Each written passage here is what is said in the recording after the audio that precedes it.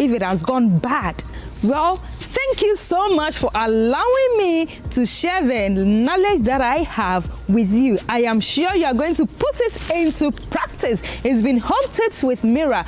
Meet me again on this same channel. And please don't forget to subscribe, like, and share. Bye-bye and stay positive.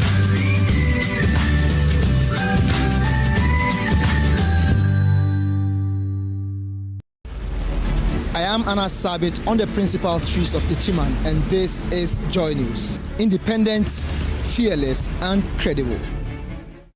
Did you know that some videos circulating on social media falsely claiming to be from Joy News and advertising some drugs are fakes? These fake videos advertise unapproved medicines using deep fakes of our presenters to endorse these medicines.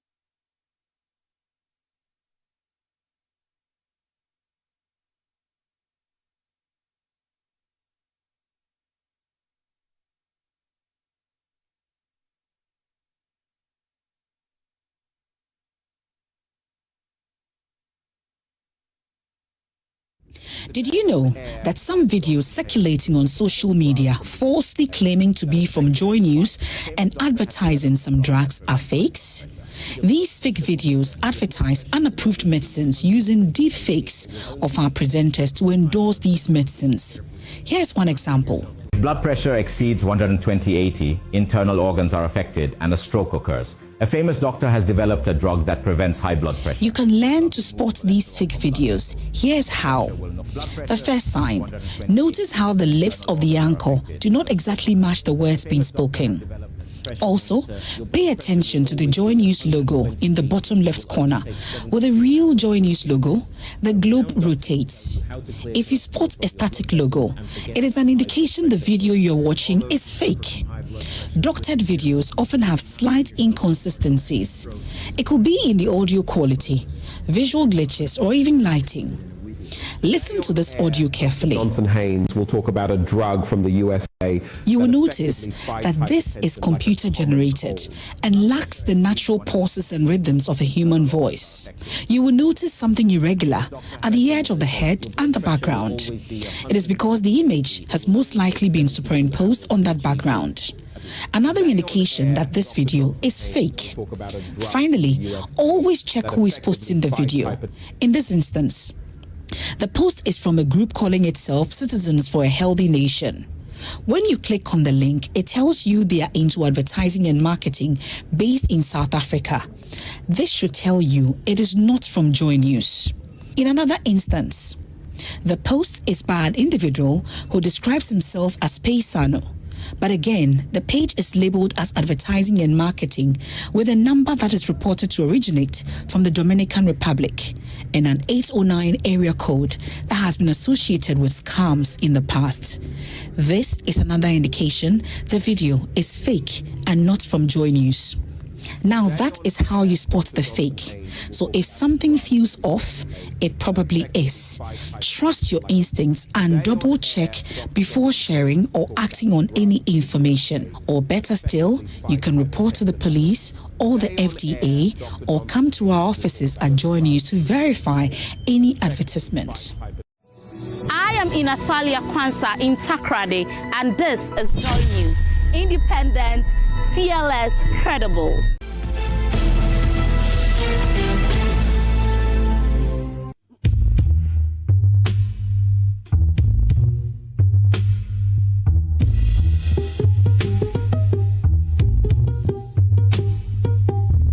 How come say we all day matter inside, we all they suffer? Something they cause me, they cause you, they cause your son and daughter. Where we all feel come together, then try to sort each other. Then you go turn around and sell out just because of dollar. Man just they think how fast he go fetch up something today. Forget about him, people, make them find them our own way. Forgetting say the same people put on for where he day. He cast too high to see suffering below, he's too far away.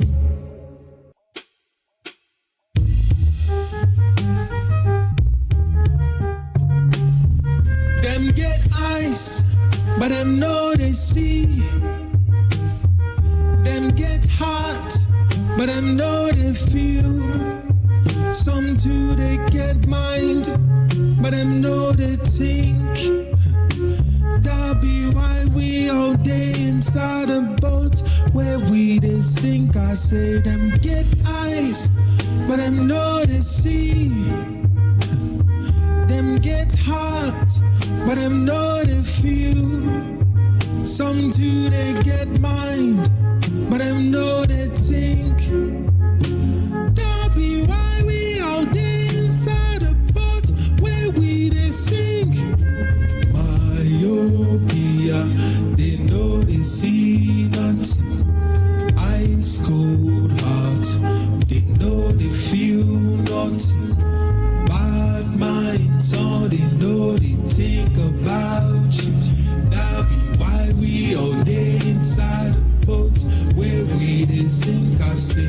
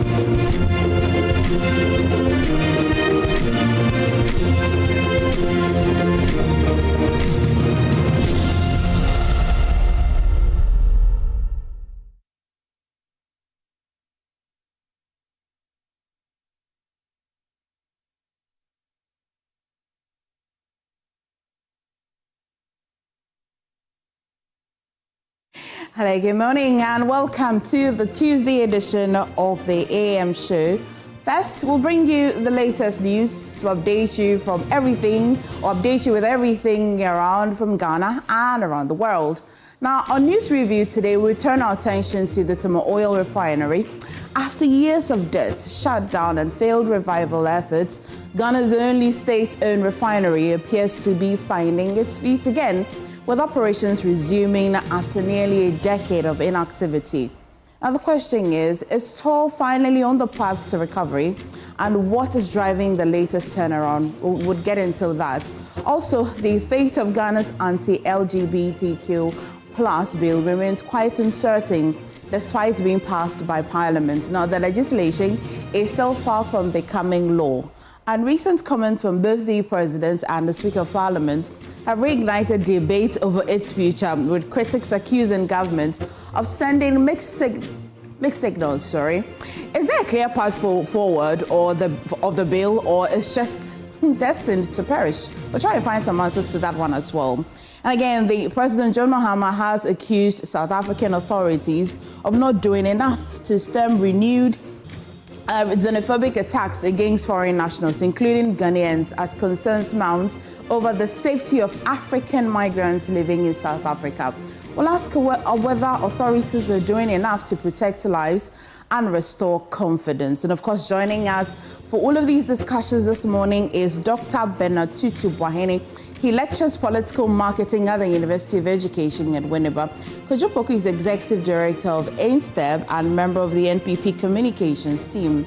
As well, Hobson Ajoy is Director of Field Operations for the United Party. And Mohammed Bakhtalia is Member of Parliament for Sisala East and the board member of the Tema Oil Refinery. So we'll get the scoop from him. He holds quite a unique portfolio for the show today. Now, on our big story, we shall focus on Ghana's preparedness against Ebola amid renewed public health concerns across parts of Africa. We'll be joined by the Minister of Health, Honorable Kwabena Minta Akando, to assess the country's readiness, surveillance systems, and emergency response measures to curb all of your fears. You definitely want to stay with us here today on the AM show.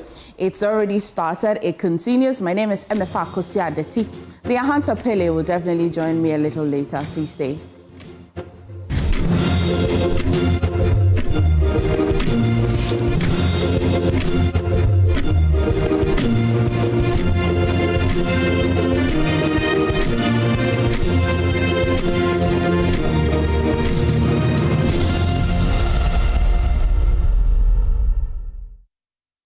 Now let's bring you some news update. First, commuters can breathe a sigh of relief as the Ghana Private Road Transport Union has suspended its proposed 20% transport fare increase. Now, the Ashanti Regional Chairman of the GPRTU, Alasan Smaila Boachi, dismissed reports of an approved fare increase, insisting no agreement has been reached among transport unions.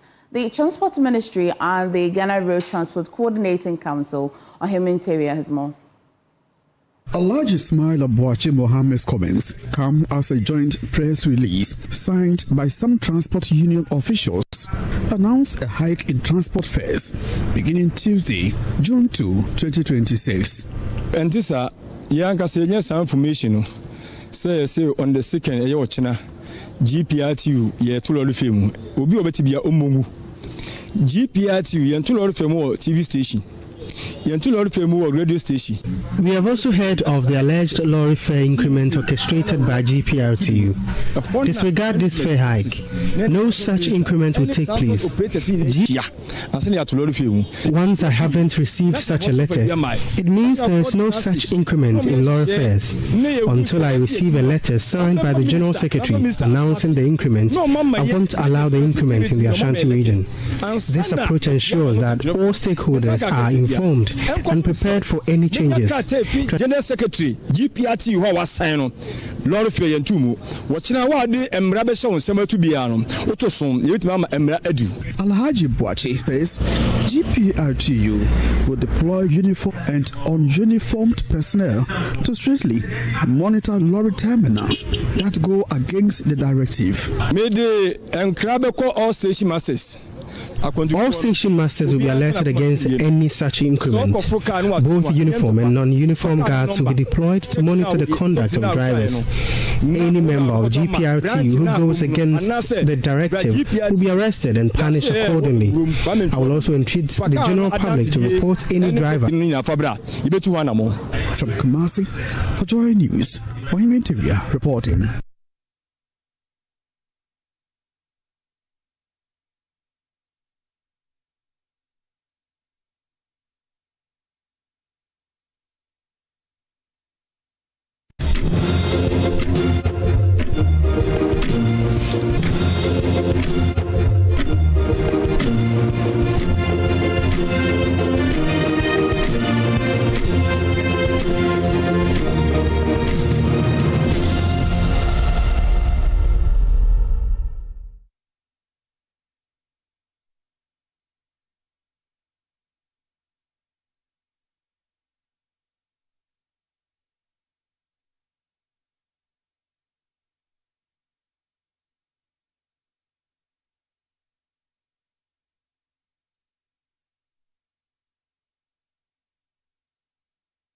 Well, we'll bring you some news update tomorrow on that. Kojo, what do we have next? Well, Ghana is ramping up effort to build a climate-smart food system as the country spends hundreds of millions of dollars on food imports while climate change continues to threaten local agriculture.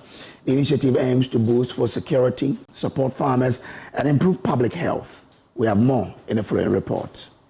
Climate change is placing increasing pressure on Ghana's agricultural sector, threatening food production, livelihoods, and food security for millions of people. Minister of State for Climate Change and Sustainability, Akufo-Addo, says Ghana spends more than $400 million annually on poultry imports, describing it as a major drain on the economy and a challenge for local producers. The backbone of our economy, contributing approximately 19% of Ghana's GDP and providing livelihood for 1 in every 3 Ghanaians. Yet today, the sector stands at a critical crossroads, simultaneously bearing the impacts of climate change while contributing significantly to greenhouse gas emissions. The evidence confronting us is both compelling and urgent. First, there is the economic challenge. Ghana spends more than $400 million annually on poultry imports alone. Every ton of food imported is not only a missed opportunity for local production and employment, but also a transfer of wealth away from our rural economies. This dependence weakens our food sovereignty, places pressure on foreign exchange reserves, and undermines the resilience of our agricultural sector. Public health expert at the Ministry of Health, Kojo says non-communicable diseases now affect between 34 and 36% of Ghanaians, underscoring the need for healthier and more sustainable food systems. What I would say from the perspective of non-communicable disease is the trend in increase of non-communicable diseases, because now we have about between 34 to 36% of Ghanaians being affected by non-communicable disease. That's the hypertension, the diabetes, the cancers, and the cardiovascular diseases. And we've realized that more young people are getting affected by these non-communicable diseases. And even quite also more disturbing is that women tend to be at the receiving end. If you have a percentage of deaths from cardiovascular disease being, let's say, 14.4% among males, you have the same 24.7% among females, which is between a 10 and 11 percentage point jump, which is quite disturbing. And one of the key determinants of our health is the food that we eat, is what we eat. And we have a diet transition where we've now shifted from our traditional local diets, which were largely plant-based. They were non-processed, they were non-refined. They didn't have a lot of these additives and things. And now a lot of people are now opting for the noodles, the packaged fast foods, and then the sweetened beverage, and these are having negative effects on our health. Recommendations from the workshop are expected to shape Ghana's climate prosperity plan and inform long-term policies on sustainable food production and public health. For Dre News, Martha Sewa-Boache's report read to you. Let's take you to the Central Region now, where the Regional Minister, Akosua-Addo, has cautioned business owners and politicians against mixing business with politics, warning that blurred interests often hinder economic growth and sustainable development. Speaking at the Cape Coast Business Summit, the minister urged entrepreneurs and political actors to remain focused on their respective roles to foster a conducive environment for investment, job creation, and long-term economic progress. The Cape Coast Business Summit brought together business leaders, government officials, and investors to discuss strategies for promoting entrepreneurship, attracting investment, and accelerating economic growth in Cape Coast. Addressing participants, the Mayor of Cape Coast, George Justice Arthur, urged entrepreneurs to properly register their businesses and embrace collaboration to enhance growth and competitiveness. My charge to you, entrepreneurs, register your business with Ghana Revenue Authority and Registrar General's Department. It's your key to loans, contracts, and government programs. The Ghana Enterprise Agency is here to help you for free today. Your business money is not top money. Open a business account. Collaborate. Don't compete alone. 5 bakers can buy flour together and get wholesale price. 10 bread makers can export together. The Ghana Chamber of Commerce is your strength. The Central Regional Minister, Akosua-Addo, advised business owners to clearly separate business interests from politics stressing that such a distinction is crucial for sustainable enterprise development. Let's leave the politics to the politicians and business for the businessmen. Let's have that clear line. Indeed, politics are fueled by the businessmen, but they have their role. We give them the enabling environment for them to try to do their businesses, and where we need resources to support us like this to move on, they support us. But to combine the two, we get confused. And so many businesses start very well in this country, but they get nowhere. Keep what you have, the little you have, diligently, until you meet the one who wants to plan it for you. Delivering the keynote address, Sahara Group co-founder Tonya Patrick Cole called on citizens, local government leaders, and other stakeholders to take an active role in attracting investment and driving the economic transformation of Cape Coast. Every investment destination requires ambassadors. The assembly, you must be an ambassador. The traditional leaders, yourselves and mine, you must be ambassadors. The business leaders, the SMEs, you must be ambassadors. The academia, those of you here, I think a lot of you sat on that side, if I remember right, this side of the table. So the academia, you must be ambassadors. The future of Cape Coast is not something that we have to wait for. We don't have to wait for it. It's here. It's here. It's something that we all must build together. From Cape Coast, Abigail Lissel Nkrumah reports for Joy News. Now, the presiding bishop of the Methodist Church, Ghana, the Most Reverend Professor Johnson Kwabena Asamoah Gyedu, has urged Christians to reflect the holiness of God in their daily lives, insisting that beautiful church buildings are meaningless without transformed people. He made the remarks at the dedication of the Christ the King Methodist Chapel at Anaji Estate in the Sekendi Diocese. Natalia Kwansa has more in this report.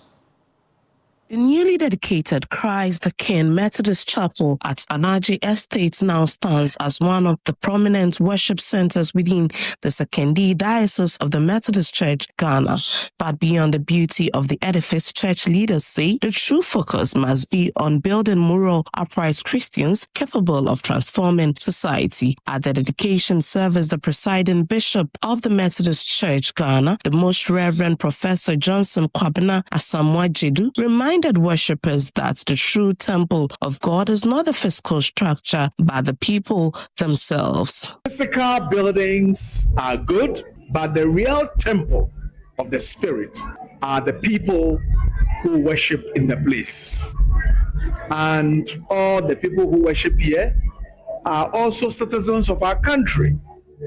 So as they reflect the purity and holiness of God, I pray that they will bring that purity and holiness to bear on their daily life. The dedication ceremony also reignited conversation about the role of churches in national development and the use of church fund. Responding to ongoing public discussions surrounding tithing, the presiding bishop clarified that tithes within the Methodist Church, Ghana, are used to support the church's institutions and activities. In recent months, there have been discussions on tithing and what the funds are used for. There are a number of churches that also take tithes. I cannot speak for every church, but in the Methodist Church Ghana, the tithes that we receive go into running various institutions of the church. The Superintendent Minister of the Anaje Estates Circuit, Very Reverend Isaac Kwame Gate, meanwhile called for greater investment in young people. According to him, with a significant percentage of Ghana's population below the age of 35, churches must prioritize youth development, education, and discipline. Put more emphasis on our youth ministries and children ministry. So my advice to all ministers, my colleagues and church leaders are that we should invest more on the young people in respect to the education So where there's the need for scholarship, we should do so. The Christ the King Methodist Church was established in 1976 and has since expanded its evangelism, discipleship, and social outreach activities within the Sekendi Diocese. In Athalia Kwansa, Joy News, Anaje.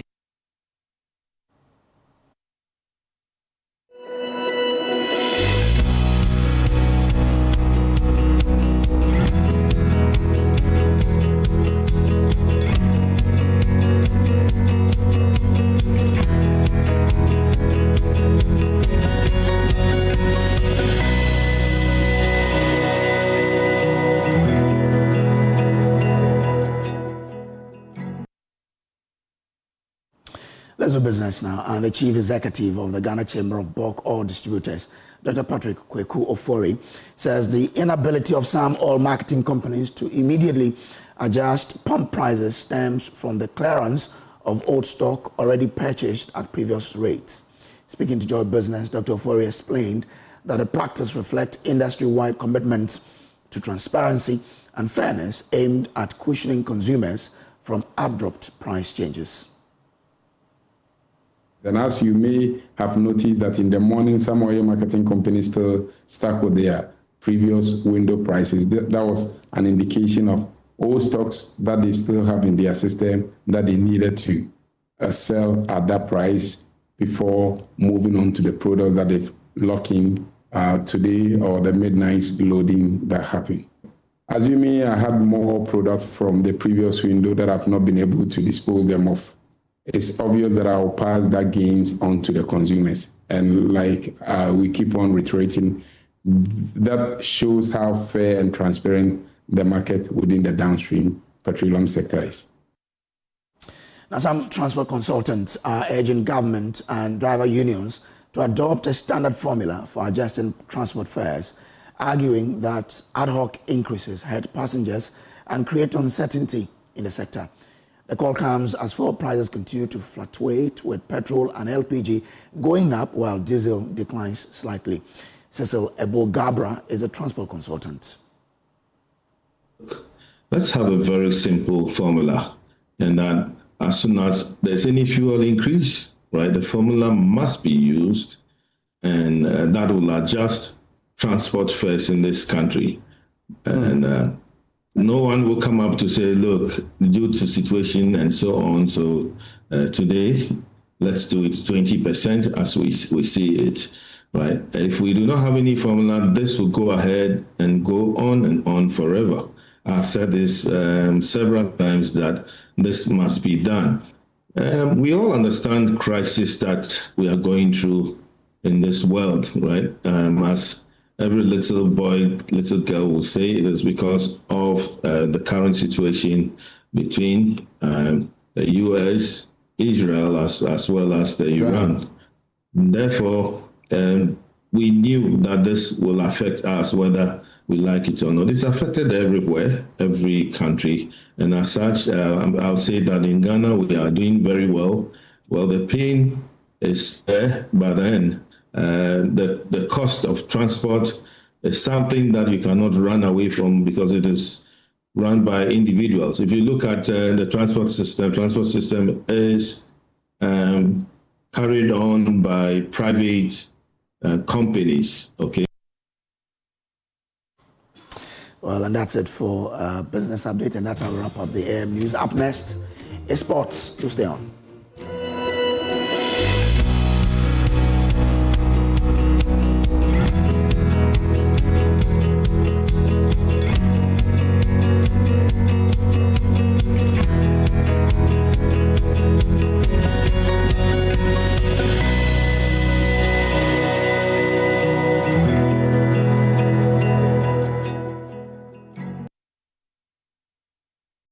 Now, let me tell you why you should choose Safari Valley as your conference destination. The new conference building combines modern amenities with the tranquility of nature, providing the perfect backdrop for your next seminar and corporate retreat. The only conference destination with so many activities. You don't have to travel to visit your tennis club, the gym, or the stables. They have it all. Enjoy this rooftop viewing deck, basking in the sunlight with the sight of wild animals roaming freely in their natural habitat. At my break, I'm able to practice my putting. It's a unique experience that sparks creativity and rejuvenates the mind. Visit Safari Valley Eco Resort in Ghana, bringing you closer to nature. Difficult bounce for the American defense to deal with. They scored!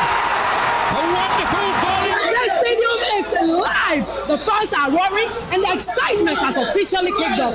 It's Gold Rush season at Ghana. This World Cup season, the match isn't just on the pitch. It's happening right in your home.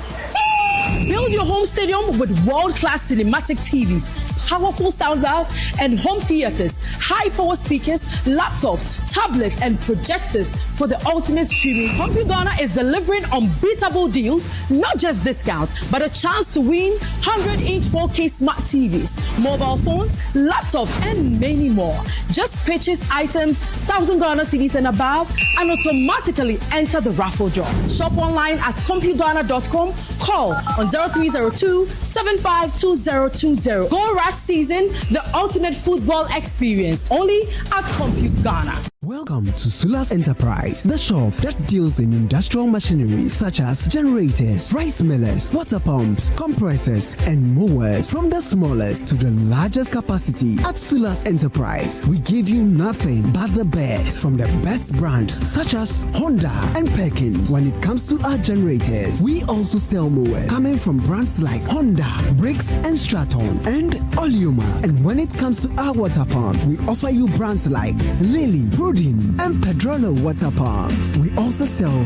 rice millers for all capacities. We are located at Spintex, Kakalika Plaza. Also, find our various locations as displayed on screen, or call us on the following numbers: 0243-839-463 or 0554-154-416 or 0240-541-493. Sulas Enterprise, where quality meets affordability. Cadbury hot chocolate, crafted from cocoa, milk, and sugar. Creamy, chocolatey, frothy goodness, rich taste, so satisfying. Cadbury goodness, the treats you deserve every day.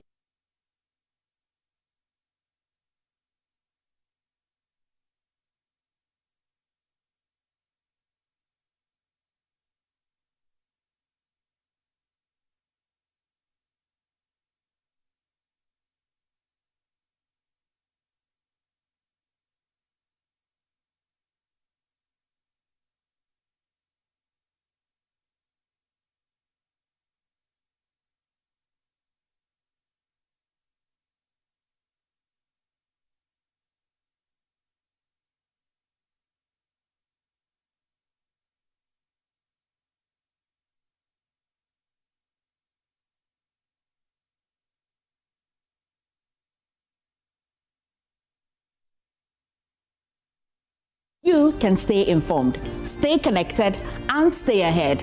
Joy News today on Joy News. Independent, fearless, and credible.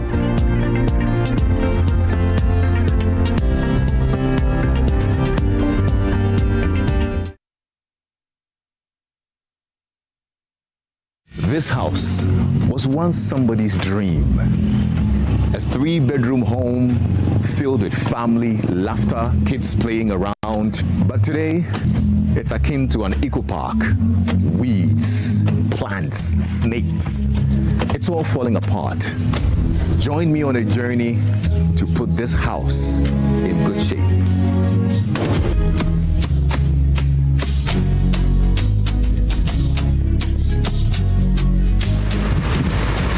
We need to bring this house back to life. Yes, we will. Let's do this.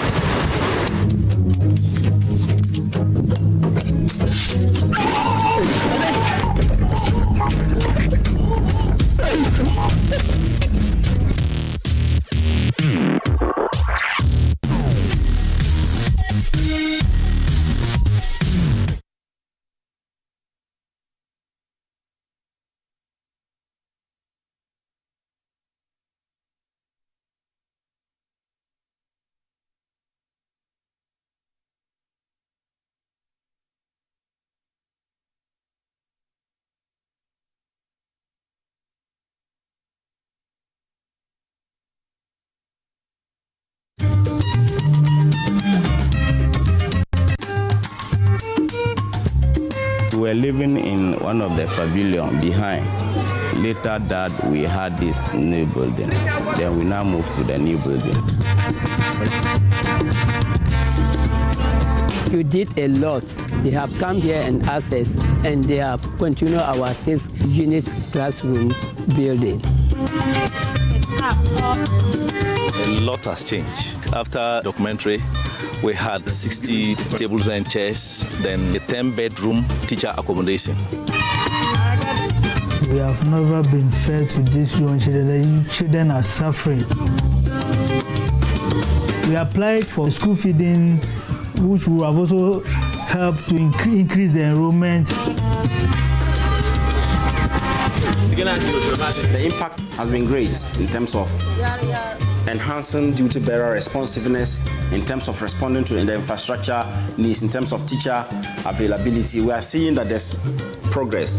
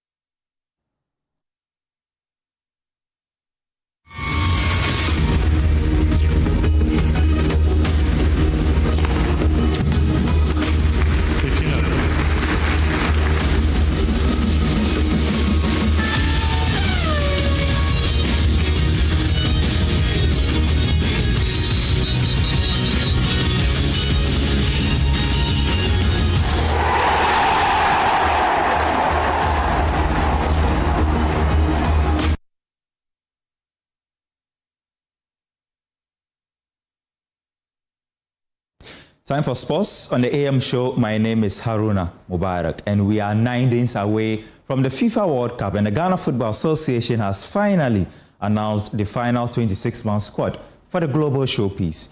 Goalkeepers Paul Reverson and Solomon Adbasi have been omitted from the initial 28-man provisional squad, while vice-captain Alexander Jiku misses out due to injury and has been replaced by Derek Lucasen.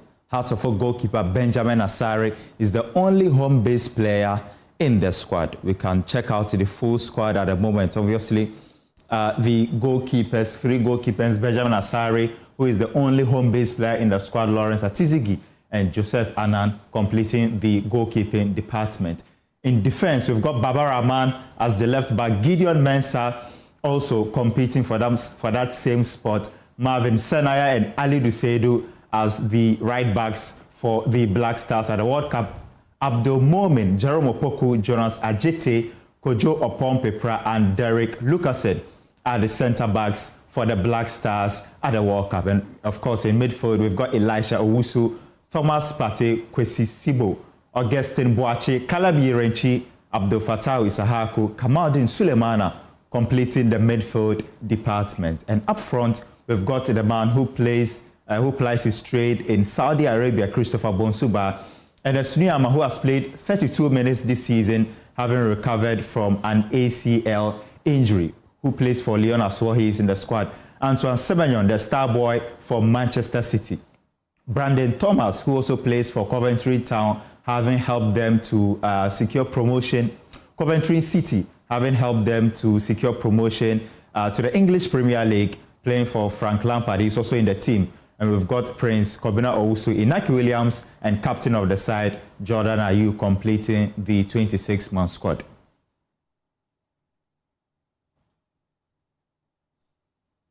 We can now hear from the head coach, Carlos Queiroz, who has explained the reasons behind his squad selections.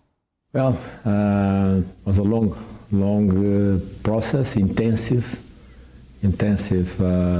process with full of details. But I will say that after weeks, day and night, intensive observations and analysis, conversations, consultations with coaches of the clubs, with everybody around our players, that they could be effective with the information that was necessary to collect for me to take the final decision. So after all that process, as I said, intensive and systematic process, I am finally ready, as you said, to say that I'm fully confident and I have full trust related with 26 players that I put in the squad. In fact, not 26, my squad, coach squad, because the squad of the people or press sometimes is different. For us, it is about the team. My squad have 27 players because we have the privilege to have also another player that accepts to be with us, be part of our team, be part of our training, be ready if something happens in our goalkeeper department. So we have also another player as player number 27 with us, which gives me a position of being before the World Cup very comfortable and confident with the boys that I assembled together. Now, despite the explanation, the 26-man squad announced by head coach Carlos Queiroz has sparked controversy, particularly at left back, with Baba Rahman and Gideon Mensah earning call-ups ahead of Derek Corn, who switched his nationality and made his debut during the international break back in March. We hit the streets to get the reactions of some Ghanaians on the selection debate. So far, that's the players that we have. You can't do anything about it. But in terms of Baba Rahman, I thought we could have taken another person because of his long absence. But let's give the coach the benefit of the doubt. Pick another person. Who do you think that should be? Is that Derek Corn? No, I don't think Baba Rahman is better than him to me. But how he left for 3 years, that's why I'm talking about. Baba Rahman is good. So let's give the coach the benefit of the doubt. Oh. You see that the blaster, that person they have moved inside, I don't think that will help. Baba will not help. Yes. Why? Because they have built a foundation before he has come. They have built a foundation before he has come. So how can you connect with its others? Well, Baba Rahman, in fact, he's not a bad material. Just that he has been hit with several controversial issues and all those things. So, I mean, he's down spiritedly. So, I think we should give him that space for him to try.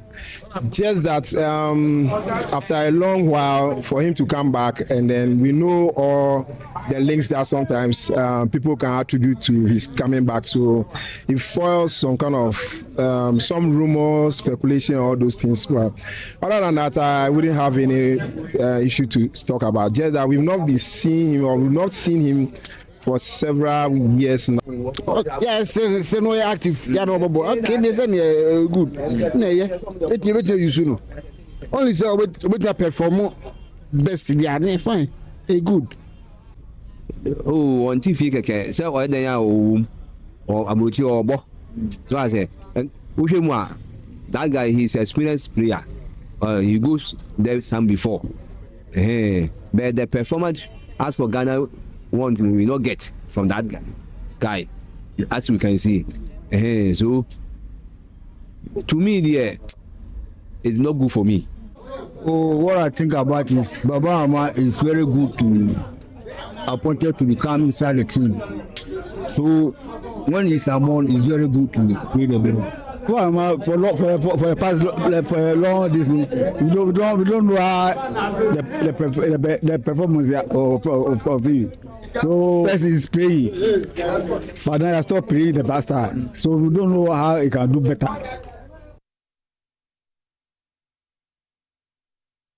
Now, ahead of the World Cup, President John Mahama, he has ruled out government sponsorship for Ghanaian fans to travel to the global showpiece, saying it will be too expensive. Speaking at the Diaspora Town Hall meeting in London, he said it will cost nearly $11,000 to sponsor just one supporter, making such a program unaffordable for the government. The Black Stars, it will be difficult to take our supporters from other domain. We are restricted because of the nature of this particular World Cup. It's being held in 3 countries. And we're playing our first match in Canada and then moving to Boston, from Boston to Philadelphia. And the cost of transporting, feeding, accommodating each supporter is, beyond our means. We say we are being fiscally disciplined. We cannot, spend our money in that manner. The cost approximates for each person to be fed, accommodated, transported, and all that, to watch the games, tickets, and all that, is estimated at almost $11,000. And so, how many can we take? So, we're concentrating mainly on the supporters' unions. They have a tradition of following the team to different places. They've been here to the UK, they've been to Germany, and they are registered members of the supporters' union. But what we're doing is we are procuring tickets for Ghanaians in the diaspora who want to attend the games. And so if you want to attend the game, you will get a ticket to attend the game. And so we have organized our chapters, our Ghanaian citizens in Boston, in Philadelphia, in Canada. And so the tickets that we have purchased, we would give to them to be able to watch the match. If any of you want to travel across and get tickets, I think that there's a way we can manage for you to get tickets to watch the games. Thank you.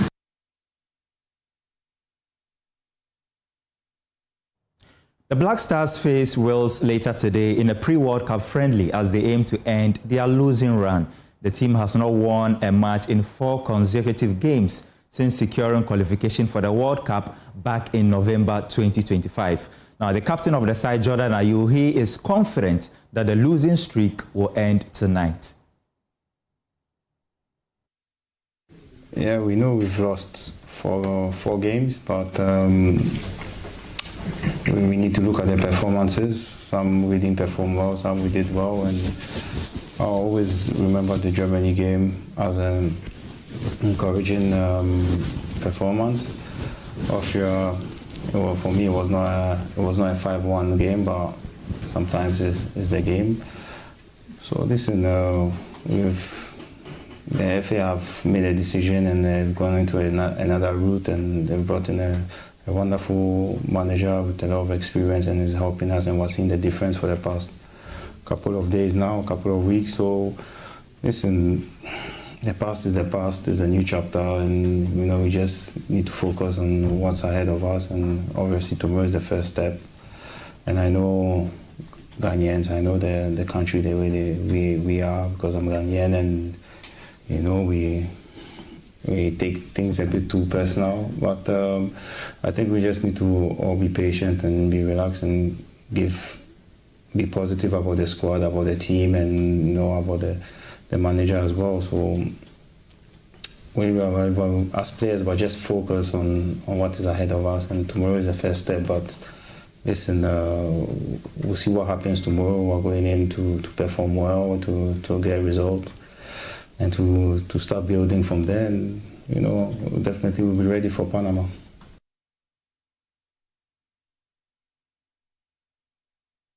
Now, the Black Stars and Black Queens have received a significant financial boost ahead of their upcoming international assignments, with sports betting company BetPower committing over 3.5 million Ghana cedis to support both national teams. There's more in this report. Sports betting company BetPower has reaffirmed its support for Ghana football by unveiling a 3.5 million Ghana cedi sponsorship package for the Black Stars and Black Queens. Speaking at the unveiling ceremony held in Accra, head of local marketing and corporate social responsibility, Bura Omari, revealed that the initiative is aimed at supporting the senior national teams ahead of their respective tournaments. Today I stand before you with great pride as head of local marketing and CSR BetPower to announce that we are investing more than 3.5 million Ghana cedis into Ghanaian football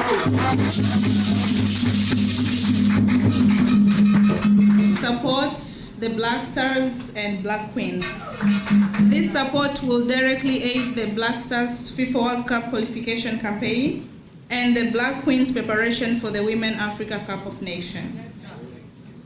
The sponsorship package also includes a special performance-based incentive for the Black Queens during the 2026 WAFCON tournament. According to BetPower, each player will receive a locker room bonus of 20,000 Ghana cedis for every victory recorded at the competition. And for the Black Queens, whenever they're going to play during AFCON and they win a game, every player is going to receive 20,000 Ghana cedis.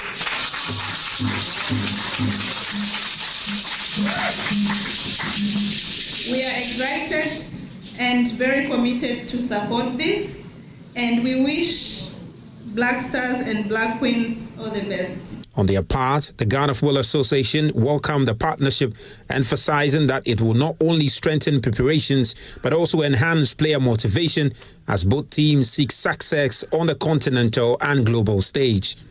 To our Black Stars and Black Queens, I say this: the support we receive today is not merely a reward, it's a vote of confidence. A vote of confidence in your ability, a vote of confidence in your character, a vote of confidence in your capacity to make Ghana proud. And carry that responsibility with humility, determination, and purpose. To our friends at BetPower, thank you for your continued trust in Ghana football. Thank you for investing in our players. The 3.5 million Ghana cedis commitment by BetPower is among the biggest private sector investments in Ghana's national teams in recent years, highlighting the company's growing support for football development in the country. That's how we wrap up this sports segment on AM Show. My name is Haruna Mubarak.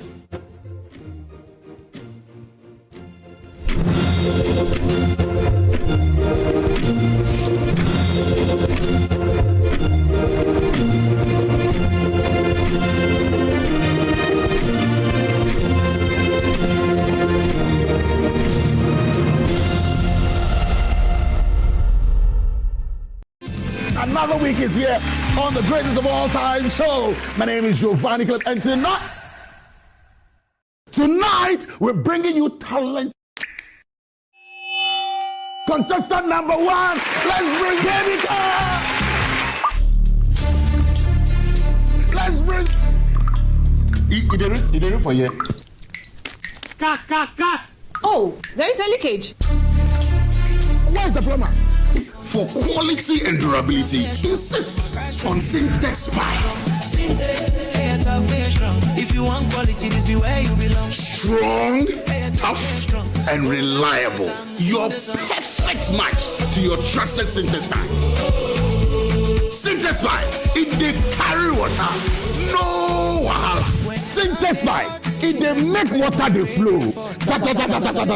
Syntex, strong, tough.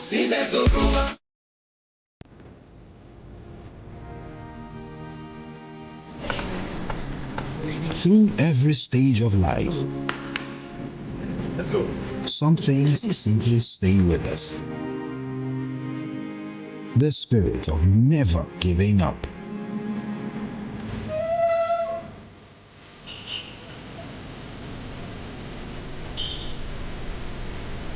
A throwback to a bygone era. Love was service. The silent statement of love.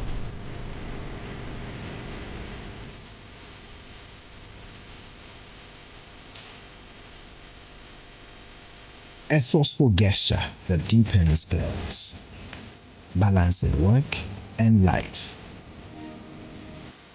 Every drop refreshes, every sip hydrates, just as it should.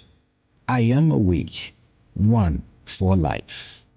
Drink water, drink awake. Supporting the National Cardiothoracic Center.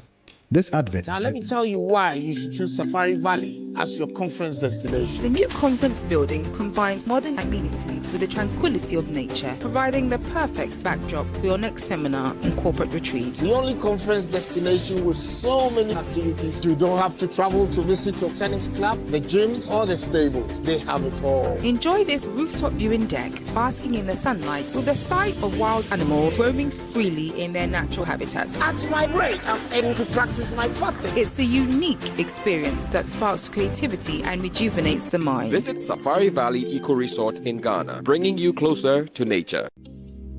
Step into luxury Feminine Courts, located in Tema Oil 26, just behind Palace Mall.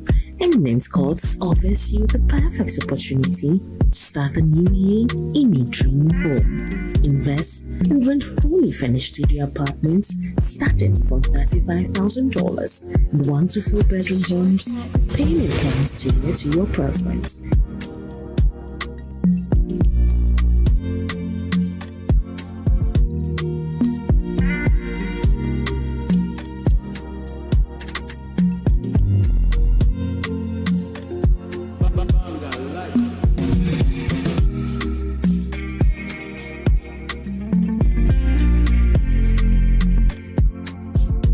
Enjoy premium amenities like a pool, gym, and 24/7 security. The keys to your new home could be yours in 3 to 12 months delivery period. Call the numbers below to book a tour or visit our website at www.nestless.com.gh for more offers. Reward your hustle with Eminence Courts.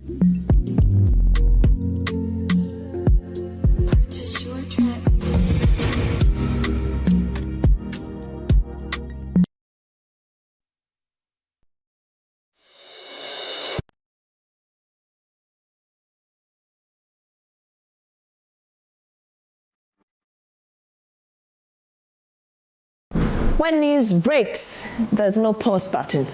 With fast-moving, developing stories, decisions are unfolding, and the nation is watching. This is News Desk, with a very fast and precise tone and attitude, 1 hour. The biggest stories, the clearest facts, politics, governance, security, the economy, not rumors, not speculation, but verified news. It's clear that the people wanted to change the will of the people of Pandai, but the Supreme Court has affirmed the will of the people. Backed by context, sharpened by analysis. Here, headlines are not enough. We go beyond the what to ask the why and the what next. Decision makers are questioned, policies are examined, and the facts are allowed to speak without fear, without favor. This is News Desk on Joy News. Independent, fearless, credible.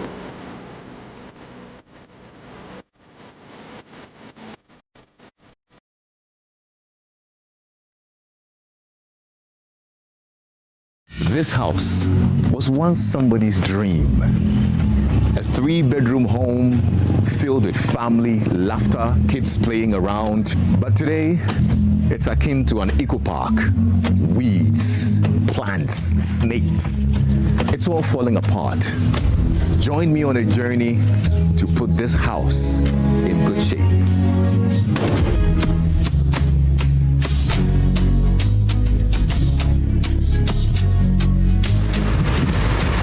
We need to bring this house back to life. Yes, we will. Let's do this.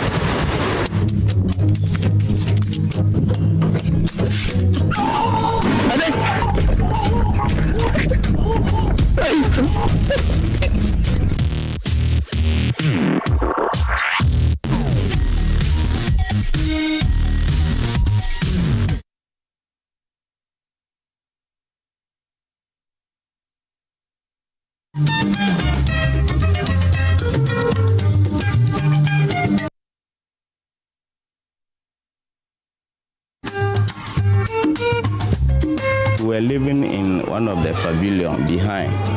Later that we had this new building. Then we now moved to the new building. You did a lot. They have come here and asked us, and they have continued our 6-unit classroom building. A lot has changed. After documentary, we had 60 tables and chairs, then a 10-bedroom teacher accommodation. We have never been fair to these young children. The children are suffering. We applied for school feeding, which will have also helped to increase the enrollment. The impact has been great in terms of enhancing duty bearer responsiveness, in terms of responding to the infrastructure needs, in terms of teacher availability. We are seeing that there's progress.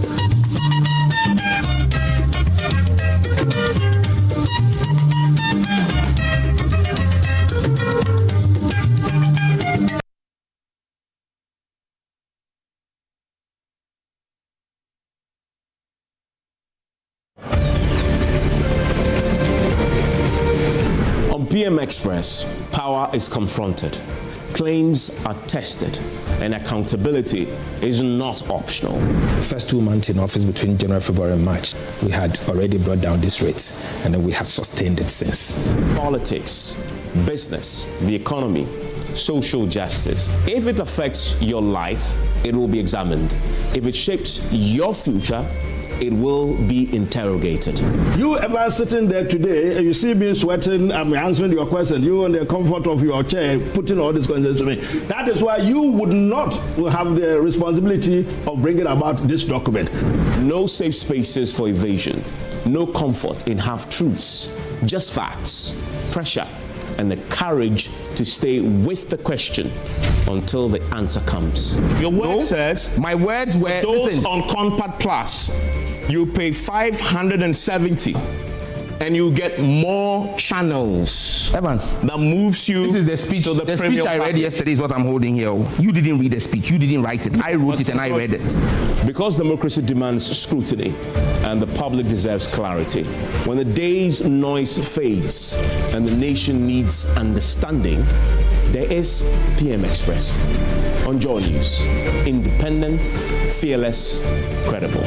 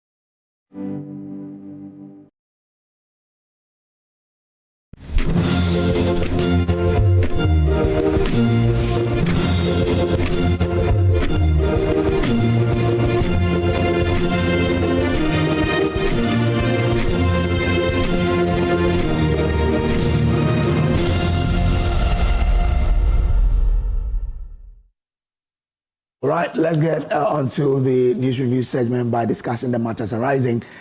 By starting with what the papers are reporting, our guests are already seated. We will be getting to them shortly. But let's start with the Daily Guide. The Daily Guide on the front page, Mahama hints at returning gay bill to Parliament. Now, yesterday he was speaking at Chatham House where they asked him a question over the bill that has been passed by Parliament. And he said that, well, there are options available to the president. And he's had some issues about even quorum at the time the bill was being passed. He will look at all of those issues. He would look at the bill itself. When he has issues with it, he will be advised by the Attorney General and the legal counsel he has, and then he will know what to do. If he has to send it back to Parliament, he will. But of course, he will do broader consultation before the decision as to whether to assent the bill or to return it for other things to be done will be done. So that's the story there. But get details on page 3 of the Daily Guide newspaper. On that side as well, Akunta Mines reported illegal miners, and that's according to the immediate past Western Regional Minister, the MP for Takrade, Kobi Ochireda Kumensa. He was the minister, when a lot of these were happening. He's been speaking on this matter. Tension in NDC over flag bearer race. Yesterday, the Council of State had to issue a statement warning or pleading with various factions to stop campaigning because the time is not right. Again, government to establish the largest gold refinery, according to Sami James. Yesterday, he was at the National House of Chiefs, briefing the chiefs in Ghana on what the gold board is doing. And 31 amendments have weakened anti-LGBTQ bill. That's according to the minority. They say that the bill the NDC was forcing Nana Akufo-Addo to sign is not the bill that has been passed by Parliament. And they explain that 31 amendments have been done. In their estimation, that amendment weakened the anti-LGBT bill that has been passed by Parliament. Let's do News Guide Africa now.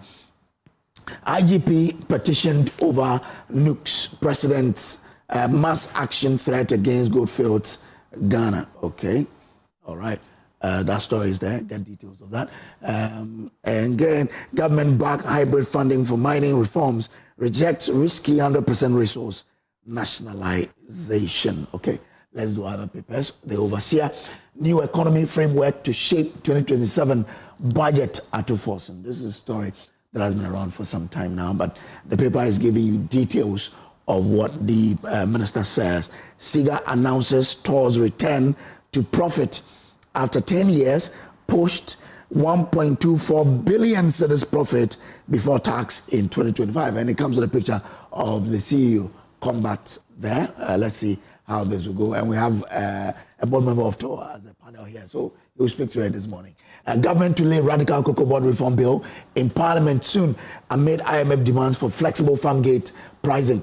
Government retreat from high Eurobond cost, FX risk, settles for domestic bond issuance for now. So that is that.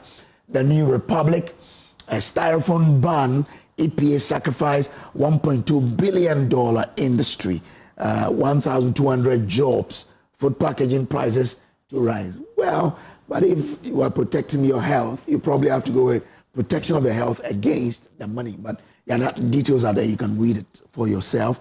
The insight, Botswana rejects U.S. military-based claims. Mahama, he says Africa's exclusion from UN Security Council, historical injustice. That's also there. You can get a read of that. Let's do the daily graphic now. Reset agenda wins investor confidence as 215 million UK deals signed on the president's visit to the UK. We understand there's a UK-Ghana partnership that has yielded this, and that will be implemented under that particular partnership. African Games contract auditor general goes after 580 million Ghana cedis losses, and Heath Goldfields unveils $20 million development plan for Bogoso, Pristia, and government awaits flight permit to evacuate more Ghanaians from South Africa. Those are the stories on the Daily Graphic, but that's it. Okay, so we'll just do a quick 10. When we return, Emefa, Adeti will be here, just getting through the discussion. Stay on.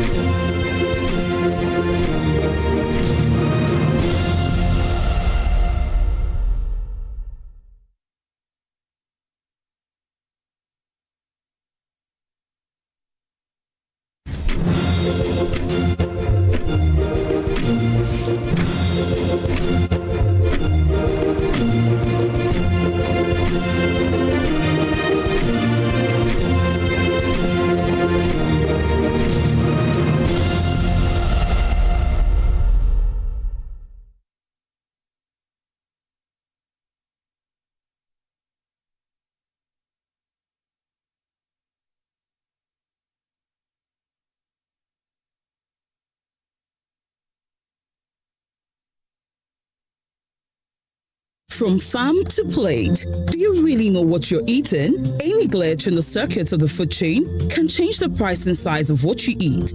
Technology has changed the face of farming, but how is Ghana plugging in? Join Jesse Aram Agbakpo, Emmanuel Bright Kweku on the food chain as they project startups in the agri sector, highlight the gains and plight of industry players while engaging with experts for more insights in agri-related issues.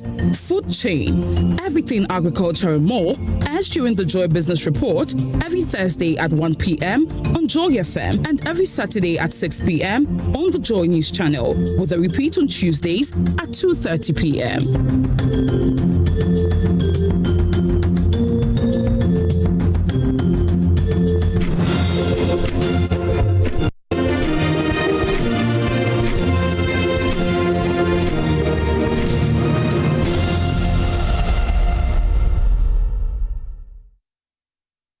Well, thank you so much for staying with us. Time now to review the news. A lot of matters arising. We have actually put them into three big areas. Definitely the LGBTQ. Of course, you've heard the good news with tour as well. And other matters arising we shall be discussing. This morning, we're joined by Kojo Poku. And Kojo Poku is a member of the NPP communications team and as well director for INSTEP. Honorable Mohammed Baktaglia is member of parliament for Sisala East and board member of the Tema Oil Refinery, which we shall be discussing shortly. And Akufo-Addo is Director of Field Operations for the United Party. A little later, we shall be joined by Dr. Bernard Tutu. He lectures political marketing at the University of Winneba, University of Education at Winneba. Gentlemen. Good morning. Tuesday, terrific Tuesday. I hope you're well. Good morning. Everybody's well. You're looking bright as always. Thank you. I was waiting for that. Like the economy of Ghana. Like what? The economy of Ghana? Yeah. Somebody's giving you a compliment. Just wait for the full compliment before you are so happy. Because you never know. You never know what is behind it. You see, now he's giving you one good compliment and a bad one at the end. You're looking gloom like the economy of Ghana. What does that mean? 250 million pounds coming into the country. Shows what there's hope. What's that? 250 million pounds. Doing what?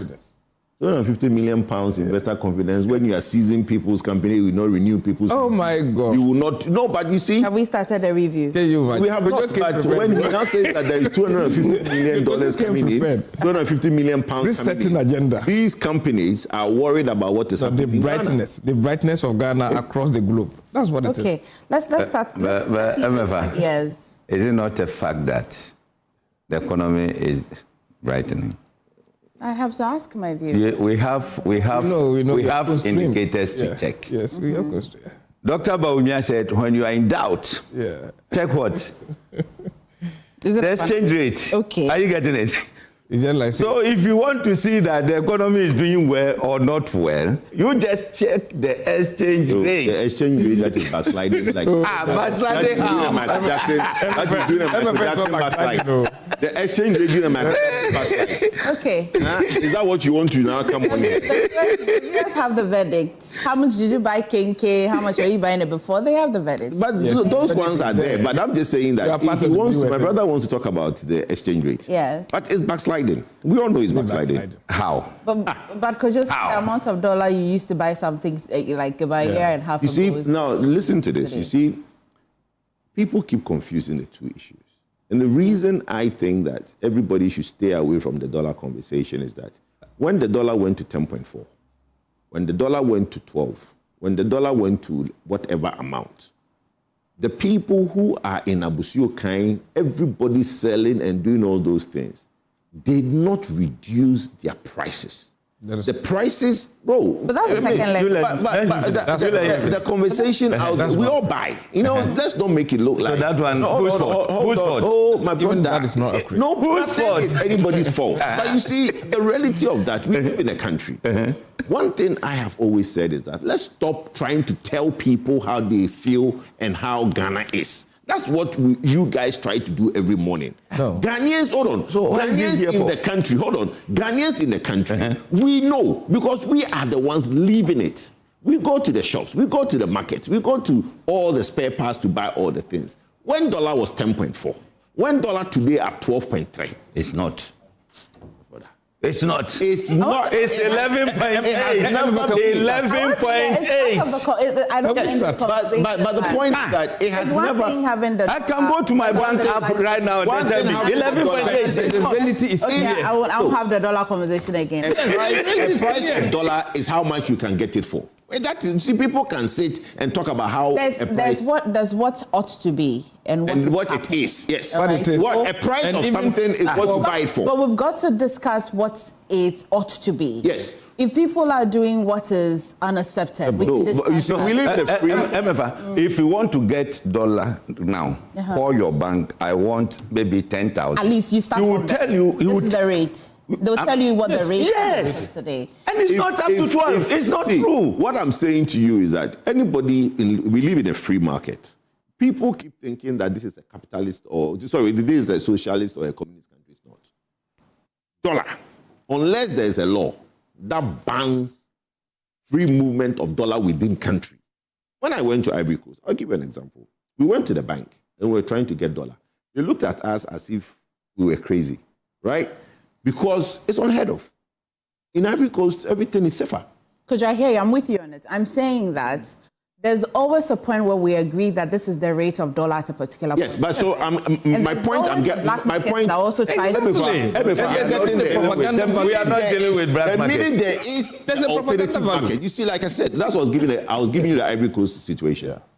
It's unheard of to even get dollar outside the bank. It's unheard of in Abidjan, right? Mm-hmm. Same thing with South Africa. It's unheard of. Nobody sees dollar. Everybody sees rand. In Abidjan, everybody sees safer. We live in a country where we have a hybrid system. People are allowed to have a dollar bank account. Yeah. People are allowed to give you dollar or take dollar. It's not illegal. Forex bureaus, you can go to Forex bureau and exchange dollar or buy dollar from the Forex bureau. It's not illegal. So the cost of dollar is what you buy it for, not what somebody say it is. No, who's the somebody? Last week, I recall. No, the somebody is the Bank of Ghana They are using a Bank of... But the point is that I don't buy my... Even you quoted the Bank of Ghana. No, I referred to the BOG, which was 1.7. No, 11.6. No, 11.7 this morning. No, 11.7, please. You can talking about last week. This is my bank app, UMB. Buy. How much is that? Is it not 11.5? 11.88. Okay, so 11.88. You're buying it. 11.88. Yes, if you are buying 11.88. Hang on. If you are selling, let's reroute the conversation. Mm-hmm. There are two legs of this conversation. Mm-hmm. That if you ask how much is the rate of dollar today, mm-hmm. there is one central point we'll go and check. That's right. How much that central point is rating it is where we start from. Yes. As to whether if you go to the market, that's how much somebody's pay for. It's a different thing altogether. Where is the market? Emefa, where is the market? Me, I have to work. Okay. Where is the market? BOG, what BOG? Okay, so if that's the case, if you go to then market, why do they always keep saying that dollar went to 17? Forex bureau. Why do they always keep saying dollar went to 17? Because it's never. Because if you see that's what I'm saying, I have a problem when people want to say one thing and say something else the other time. So at the time, BOG dollar was 15. No, 16. It's not true. 16 plus. No. Even 17. Okay. BOG dollar. You see, BOG dollar. 2024 pound sterling went to 24. No, BOG dollar never went to 17. Oh, please. No, I'm telling you something. Please don't do this. Emefa, let's talk about. We can move on because I'm not about to have this argument. No. The most important thing is that the economy you claim it is. Why is losing the argument? I am not interested in it. No, we are going to have Is it not you? We are going to have an endless argument. Why is on endless? You know how much you buy your dollar for. Exactly. Everybody knows how much you buy their dollar for. I have shown you my bank. I'm telling you that is go to your bank and ask for the dollar. Now, the president and the governor of Bank of Ghana are saying that let us think about the exporters. So we will not go below certain range. So we are going to be between 10 and 12. As we speak this morning, dollar is not 12 cedis. Okay. At least we have a range to work with. But the dynamic is good. Shall I say congratulations or congratulations in waiting? You need to amplify that. I need to amplify the congratulations. Yeah, you need to amplify that. Why? You see, I think, let me use your wonderful platform again to say very good morning to you, the entire team, my brothers here, and we are having Doc join us, and most especially the people of Sisala East. We returned from home yesterday. Like, it's been beautiful getting back home and touching base with the people. Emefa, you asked a question. Let me start by saying that the pragmatic and strategic leadership of His Excellency John Dramani Mahama, a non-lawyer, a non-economist, is actually giving my brother Kojo here a heck of a time.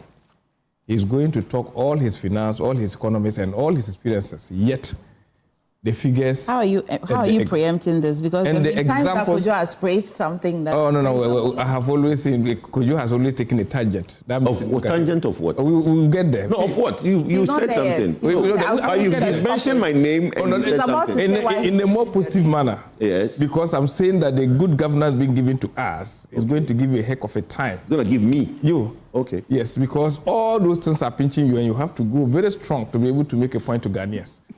Ghanaians are feeling it strongly.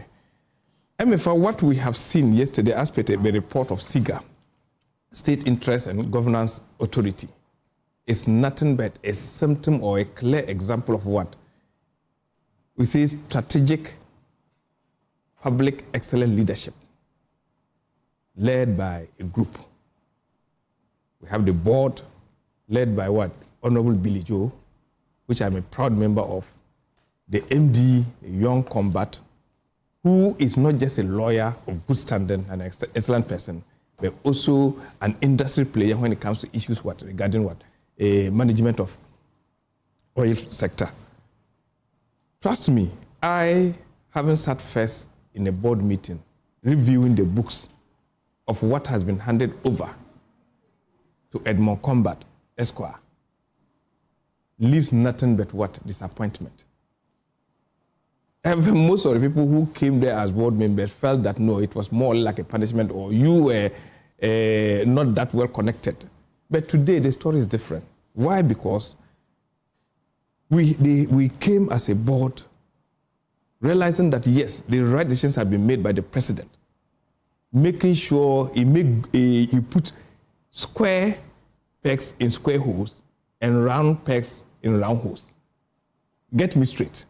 The round pegs in round holes. And that example is Edmond Combat and the board chairman that we have. We put the country first, making sure that all sacrifices should lead towards what? The generality of the good, the good toward the generality. You realize that when we came, it was clearly stated, even in some part of the books, that Tor had been valued at the what? An amount of $22 million to be sold at that time. Clearly, the depth of Tor has been stated there, went as high as what, 7.5 billion. But pragmatic leadership. Even you can pick it from the point that the Minister of Finance came with a survey where they want to see the earmark companies that are doing well in this country, state-owned companies. Tor placed second in the scheme of affairs. In recent times, when they were doing the CEO Excellence Award, I think that Combat was recognized. So that is still the story being told. And SIGA has come to affirm it. For the past 6 years, Tor was there right from 2019 without audited financial accounts. 6 years operating. We took the backlog. In the 6 years, it wasn't a still, it was operating. It was operating. What? Operating. Refining crude that was outside of the country. There are a lot of businesses.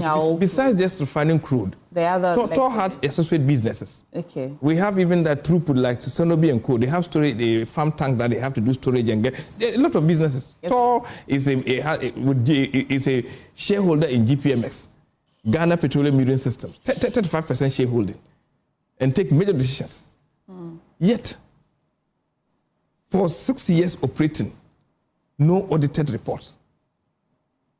We took that backlog, worked from 2019 up to 2025. Highly unprecedented. So in 2025, I think particularly in December 19, that's when you started, I'd say, the new operations. Okay. The 28,000 barrels of crude that was what you started with in December 2025. This crude, was it from outside the country or it was our own crude? No, it was outside the country. Okay, so you started off refining crude that wasn't ours, was from neighboring countries. Yes. Even currently, we have an agreement we just received Bonga crude from Nigeria. Yeah. That's about 1 million barrels that we are going to refine. What did it take to start with the operations? Because surely you can't say that the books were dead, but it took some Edward Combat to now bring it back to life. It's all about... What did it take? What kind of investment? That's what I just talked about, strategic public leadership. That exhibit nothing but excellence. Is that all? You see, you need to first build that confidence for people to be able to trade with you. That's it. If people can trust that, yes, if I put my penny here, I'll get it back. Let me tell you, in terms of receivables of TOR, before, if somebody was owed TOR one CD, it would take 1,099 days to get that money back. Why? Because clearly strategies, efforts will not be made. There's no that kind of personal commitment. Are you getting it? Today, as we are talking about, it only takes 625 days. Reducing from 1,099 days. We've all seen where we talked about a profit being made for the year 2025, 1.24 billion, reducing our debt from 7.1 billion to 5 billion, and still hoping that, yes, much will be done. So if you pick the document coming from SIGA, SIGA is telling us that the trajectory of profitability that we are yet towards, we should not relent, even though they appreciate the challenges being faced. So the 1.24 billion profits after tax that SIGA published on behalf of TOR would be not just on the crude that they were refining, but also on the other legs. On the other legs, because they even associated profits even amounted to what, 155 million. And many other businesses that are done. Okay. Yeah, so today there's much hope. Even to the extent that TOR is thinking about looking at expanding the loading gantries and all that, because NOB and Co, they bring all their trucks here. Close to about 70% of their oil you have to pass through TOR. And I think that the vision is great. This is an example of state-owned enterprise that will not only bring burden to the state. We have seen in the past where state-owned enterprises have become nothing but burden. But today, what we are seeing are clear signals of hope, reset, and also making sure that when we manage our own and we have the right-minded people being placed to mind, Ghana will be able to move forward. We picked a difficulty and we are turning, just like we are affecting your odd to positives. And that's what we've seen. Okay. Director, I'll come to you, but let me go to Kojo first, because he mentioned that for over 6 years, TOR was not it was operating unaudited, I'd say. Okay. So let me explain something. When people say that a company has run like a state institution, has not had audited accounts for so many years, you need to also look at what transpired before. Because, you know, the auditors are the Auditor General that we have. The state institutions are not audited by private companies. So if you are TOR, you cannot go and get KPMG or Deloitte to come and audit you. All state-owned enterprises are audited by the audit service in Ghana. Now, the audit service, when there's a backlog, needs to clear the backlog before they move forward. So what he is saying that they came to meet maybe 2019 or 2020, not audited to 2019. 2019. Yes. The question is, what was it before that was brought to 2019? So the audit service will have to take it from where it was. Because from what I know, during the time of Ewadako, there was no audit ever done. So the audit service started from when Ewadako left it. So you realize that it is, like I said, it's not the management of TOR that audit itself. It's the Ghana Audit Service that audits TOR. You understand? So when they come in, and let's say it has not been done from 2014, they can't go and do 2018, 2021, and 20. They have to start from when it was not done, from 2015, 2016, 2017, 2018, 2019, before they do 2020. So what you saw in 2019 done that you came to meet is because the audit service had been working on previous years that had not been done under Ewadako. And as such, when you... No, that's the fact. You see, some of these things, my brother, you sit on the board. These are questions that... Was just, you're just looking for... My brother, how can you say Ewadako was just 2 years? How can it be 2 years? How do you know it was 2 years? How do you know it was 2 years? Don't we have what do you have? What record do you have? I used to go to tour. So you go to tour, you walk in there. I said 2 years. But to be fair... It was in default for 2 years. For unaudited for 2 years is quite significant. Yes, but the point is that so you should not it was not. There was no. My brother, please. I mean, this is verifiable. Exactly. Listen, a board member is talking, and you are here saying what? A board member is talking, and you are here challenging. What are you talking about? Do you have the documents that he has? Normally, Auditor General will look at. Give me a come back, just clearly. So normally, Auditor General will look at a 5-year period. That's what so when we came, he's even talking. We just decided to start from 5. It became 6 because we added 2025. Okay. Have you done any audit since you came? Yes. Since how many years have you done? Just 1 year. Thank you. We've been there. Hold on. But you got there. The 2019. Have you done any? Hold on. You guys have been there for almost 2 years now. Yes. Have you done any? At the 2019. Okay. The 2019 year you came to me. Have you done any?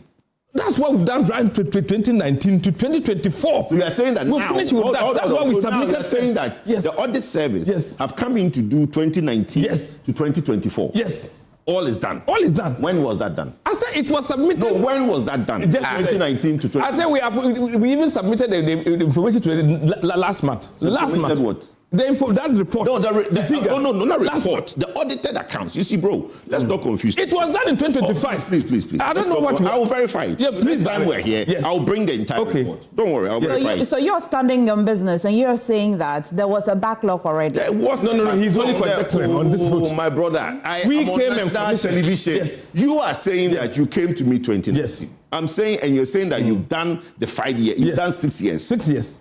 To date. Yes, to date. I will verify it. This week, I'll bring all the reports. But my explanation I'm giving is that when MPP came in 2017, there hadn't been audited accounts during the Ewadako time. True. For the whole period. Yes. There was no audited true. That's not true. You're only going to see somebody. That's not true. But to be fair, Ewa was from 2015 to 2017, no? Ewadako took tour from Ewadako was at tour for the JM1. JM1 was JM1 2012 to 2012 to 2016. Yes, Ewadako is JM1. But I see. Emefa, I'm challenging because at that time I was a member of MPP. I was a member of the communication team. Kojo was not there. He's trying to find a way. Please, can I speak? Yes. We discuss all these things. Emefa. It's really an issue. I don't know what he talks about. He was a member of MPP. I said that time. Please, when I speak, let me speak, please. Let me speak. What's the point? Everybody in Ghana, when it comes to tour, from Isaac Osei to combat, knows that if anybody knows what goes on in tour, it's me. Please stop. Let me finish. Stop it. I worked. A board member. But he wasn't there. He's only been there for 1 year. What about your lecture? Your lecture talk like this. Hobson, can I speak, please? Stop that thing you do. Stop it. I said don't arrogate that because I have you see, I have used Emefa. No, hold on. It's not about he's saying that he was an MPP member. Doesn't make him an industry person. I Kojo Poku, I'm an industry person. Where we discuss issues. Can I say what? Can I speak? But no. Once you refer to me that I will respond to you. Kojo, if we do that, we can't have a conversation. Don't have just political things. But the point I am a teacher by profession. When it comes to education issues, doesn't he speak about education issues? You will speak. What are you talking about? So can you but I think that if he says that he was no, but the point I am making is that it's a gendarme and he's being killed. Bro, we are not here to do propaganda. I think Hobson. So stop the propaganda. Let me speak. I told you the way. Stop the propaganda. Hobson, let me speak. Look, Emefa. How can you say that the whole people was not edited? Can I speak? Now speak. This dollar thing. Please, now, yeah, okay. When I Kojo Poku sit on national television and make a statement, I don't do propaganda. People like you can always infer and say certain things. But Hobson, please, That is when Elson, let me speak. That is a great. Please, let me speak. You should withdraw that. Let me regulate. What are you talking about? Withdraw what? Elson. When you sit on television, you don't do propaganda. No, I don't. But I do. Yes. What are you talking about? Because you were here telling me that you bought dollar for 12 point something. 12 point something. And I proved to you that it was wrong this morning to try and be disruptive. You should stop that. But the point is this. We are talking about documents. Yes. We are talking about historical facts. Yes. Which can be verified. Yes. Exactly. So if the production team can do this work for us. I mean, for then it will be. They can. No, but you see, what I would like to do to not take too much time. We are here next week. Yes. No, hopefully. We are here next week. This station is here next week. No, but I'd be surprised that a board member for TOR. board member is talking about you. I am telling you that the board member for TOR who is telling me, Kojo Poku, that I am wrong in saying that during the Wadako time, audited accounts were not done. Let's step it down. You are wrong. No, but he says two. Then he is saying, hold on. He is saying that they came to meet 2019. And I'm trying to tell him when we came in 2017, the Wadako period, the audited accounts. So where did you do that? Because Isaac was that is wrong. Where did you do it? Hang on, I'm doing the question. No, please. So Honorable Isaac Osei, we can put Honorable Isaac Osei. I can actually give his number to production. So the Wadako period, you mean from what period to what period? Exactly. The entire period. The entire 4 years of a Wadako audited accounts were not done. It's not true. Please, I can give your number. I can give your number to your production. No, let them verify. Let's put Honorable Isaac Osei on the phone. Then put a word Akutu on the floor. You can do the same. Because you see, let me explain. I'm talking about him. When he said 2019, yes, I didn't argue with him because I know for a fact that the work that was done to bring the audited accounts to 2019 was because there was previous backlogs that has to be done. You are speaking for Auditor General. Oh, you are speaking for them. But you are not speaking for the Auditor General. I'm speaking for TOR. But brother, you are speaking for TOR today. Yes. I was speaking for TOR from 2017 to 2024. Okay. What are you talking about? I'm saying mine has been backed. Mine has been backed by CIFA. Bring your facts. Let's step it down. Mine has been All I'm saying is that we are here next week. I'm not teaching, doctor. Isn't it fair? Let's step this conversation down. We are not stepping it down. I will bring my brother. We are not stepping it down. Anything good now, we are not stepping it down. You will not find. Let me tell you something. See, some things about TOR. You will not find it on the online because unlike other institutions that publish their audited accounts, TOR don't publish the audited accounts on their website. All I need to check out and all I need to find, which is verifiable, is how many years Wadako was. You will not find. You will not find. Which I'm finding. You will not find. No. You will not find it. You can go TOR right now. Because I see he held a dual role as well. He did something for Boss and TOR. And TOR. TOR is giving me 2 years. What I'm saying is that this conversation will not end today. What I am, because he's setting the pace. There is the verifiable fact that the verifiable fact we need is that we'll bring the reports that was done, who did it, and what tenure it was done next week Tuesday. I'll bring everything onto this platform. It would have been quite simple and won't have to wait for next week. No, because where are you going to? Where are you going to verify from? But so both of you, all of you are politicians. Yes. You cannot tell me the period that Wadako held position because I can only verify myself. No, but what I'm saying is that we don't agree. Listen, no, there was no audit. When Isaac went to TOR, audited accounts were not done prior to when he went. So I would say, I don't know who held that place before that. Okay. But during the Wadako period, so the statement has been changed. Honorable Isaac Osei can be called on this program. And he can be called.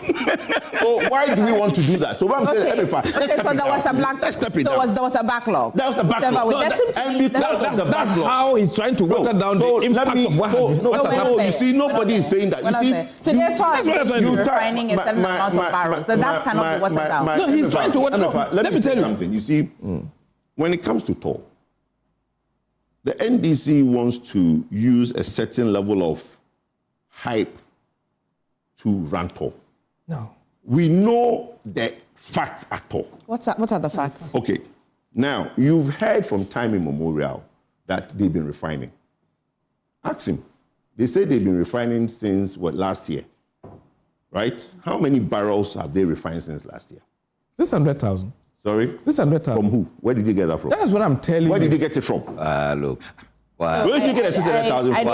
If you refine 600,000 barrels from last year, where, because you see, we have Bank of Ghana records. You see, let me tell you something. We have Bank of Ghana records. Every oil that comes into Ghana, my brother, you see, that's a thing you don't seem to understand. That's right. We have records from Bank of Ghana. Yes, the repository. Every record that comes, every crude oil that comes to Ghana is captured by Bank of Ghana. Yeah. Bank of Ghana records importation of crude oil. The last Bank of Ghana report that they did, Bank of Ghana now put a certain amount of crude that came into Ghana. Guess who that crude came in for? Sent you. They didn't come in for talk. So what you have, you see, what I'm saying, the point is that, so that we don't you sit here and say this and tell me you are energy expert. He's not even telling me that you did not see us. Hang on, wait, let's not if importation comes to Ghana, Thor has not imported, please. I have been sent a video, I have been sent some information on a 1 million barrels that Thor is bringing in. That is, if true, and we've seen the ship, and they are saying they're receiving 1 million. I just told you. Hold on, I'm saying that I've seen it. What I'm saying is that from when you guys took over, this 1 million barrels of crude you are reported bringing in is the first crude parcel you are bringing into the country.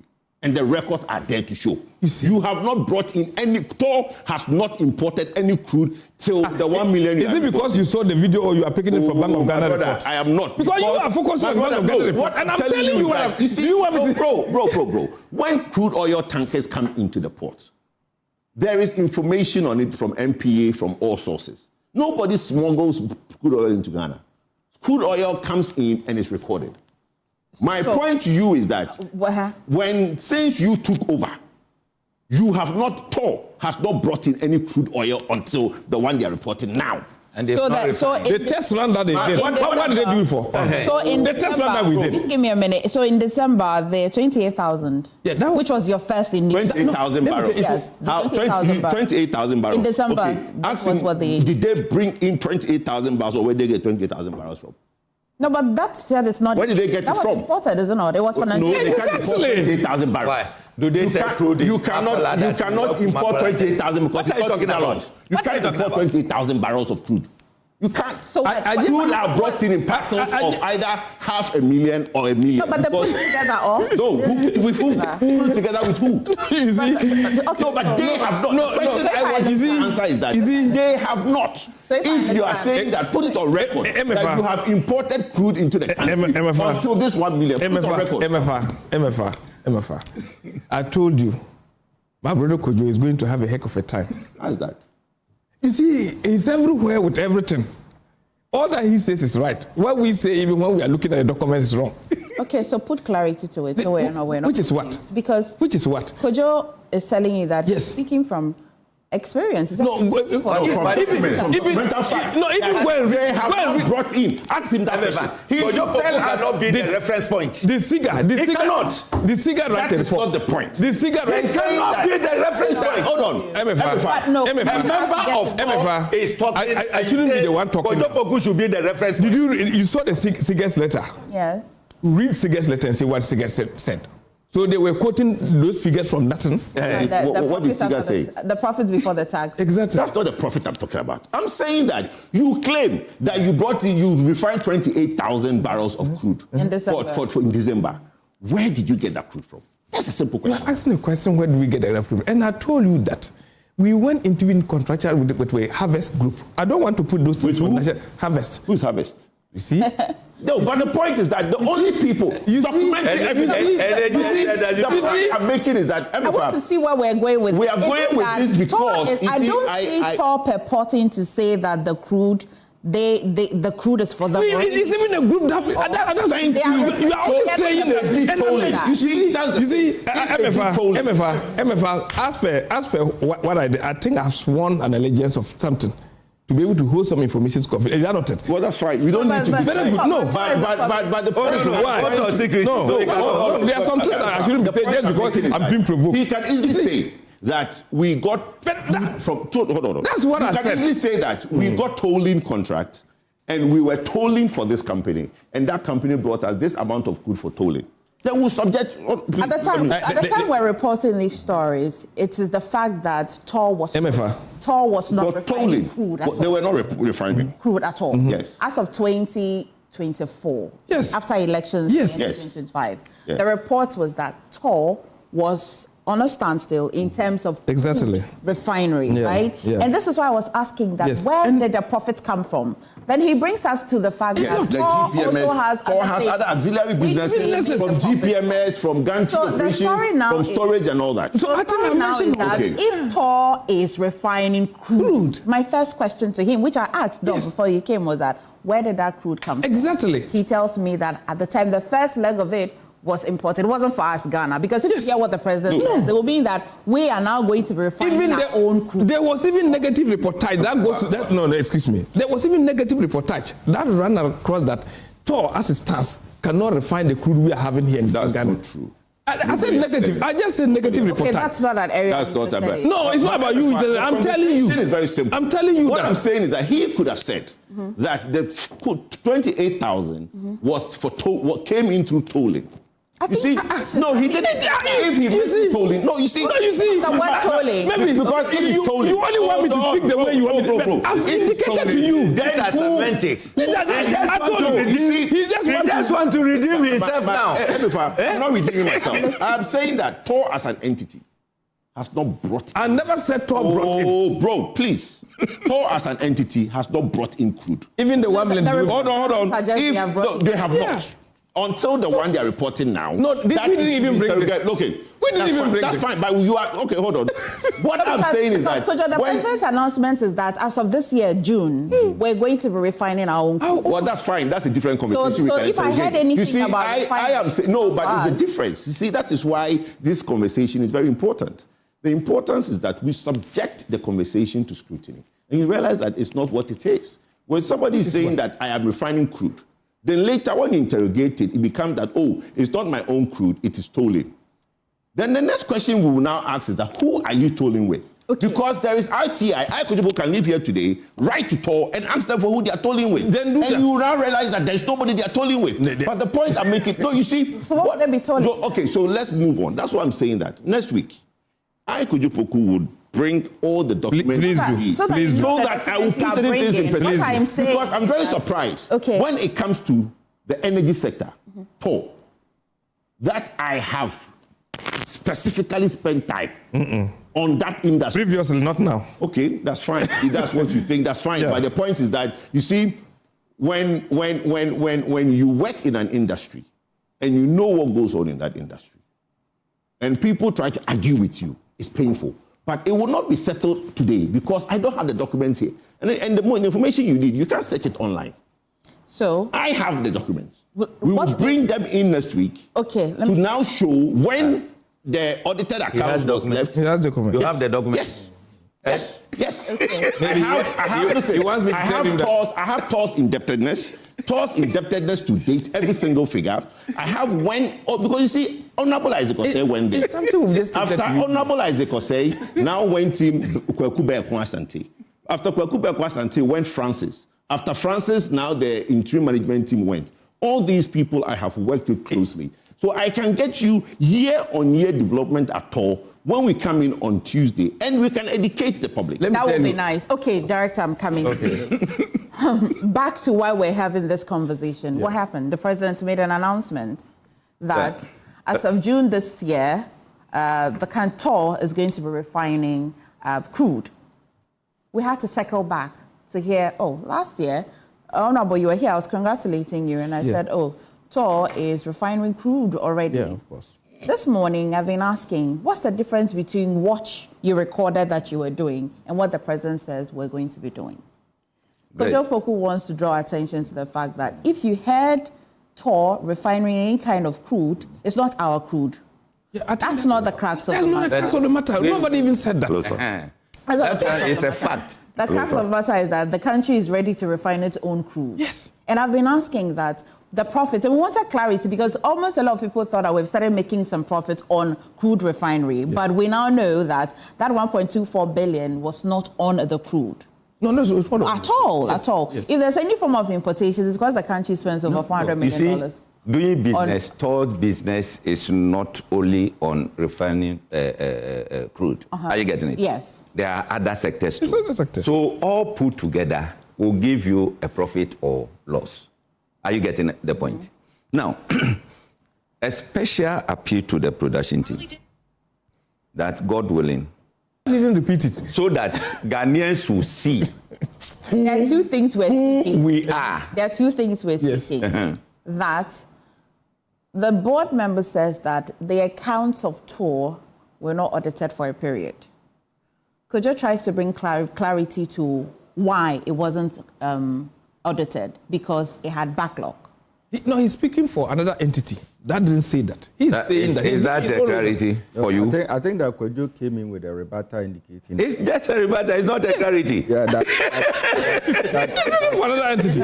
If Honorable was talking about a 5-year backlog, from 2012 to 2016, there was a backlog there that needs to be cleared before you do the subsequent. That was the information I searched and I gave you. Yeah, I mean, for an institution that was indebted, I don't know how auditing would have happened. So, no, they actually did the audit, but because of the indebtedness, they couldn't sign it off. Okay. And there were other reasons that have been, enumerated with regards to reasons why they couldn't sign it. All right.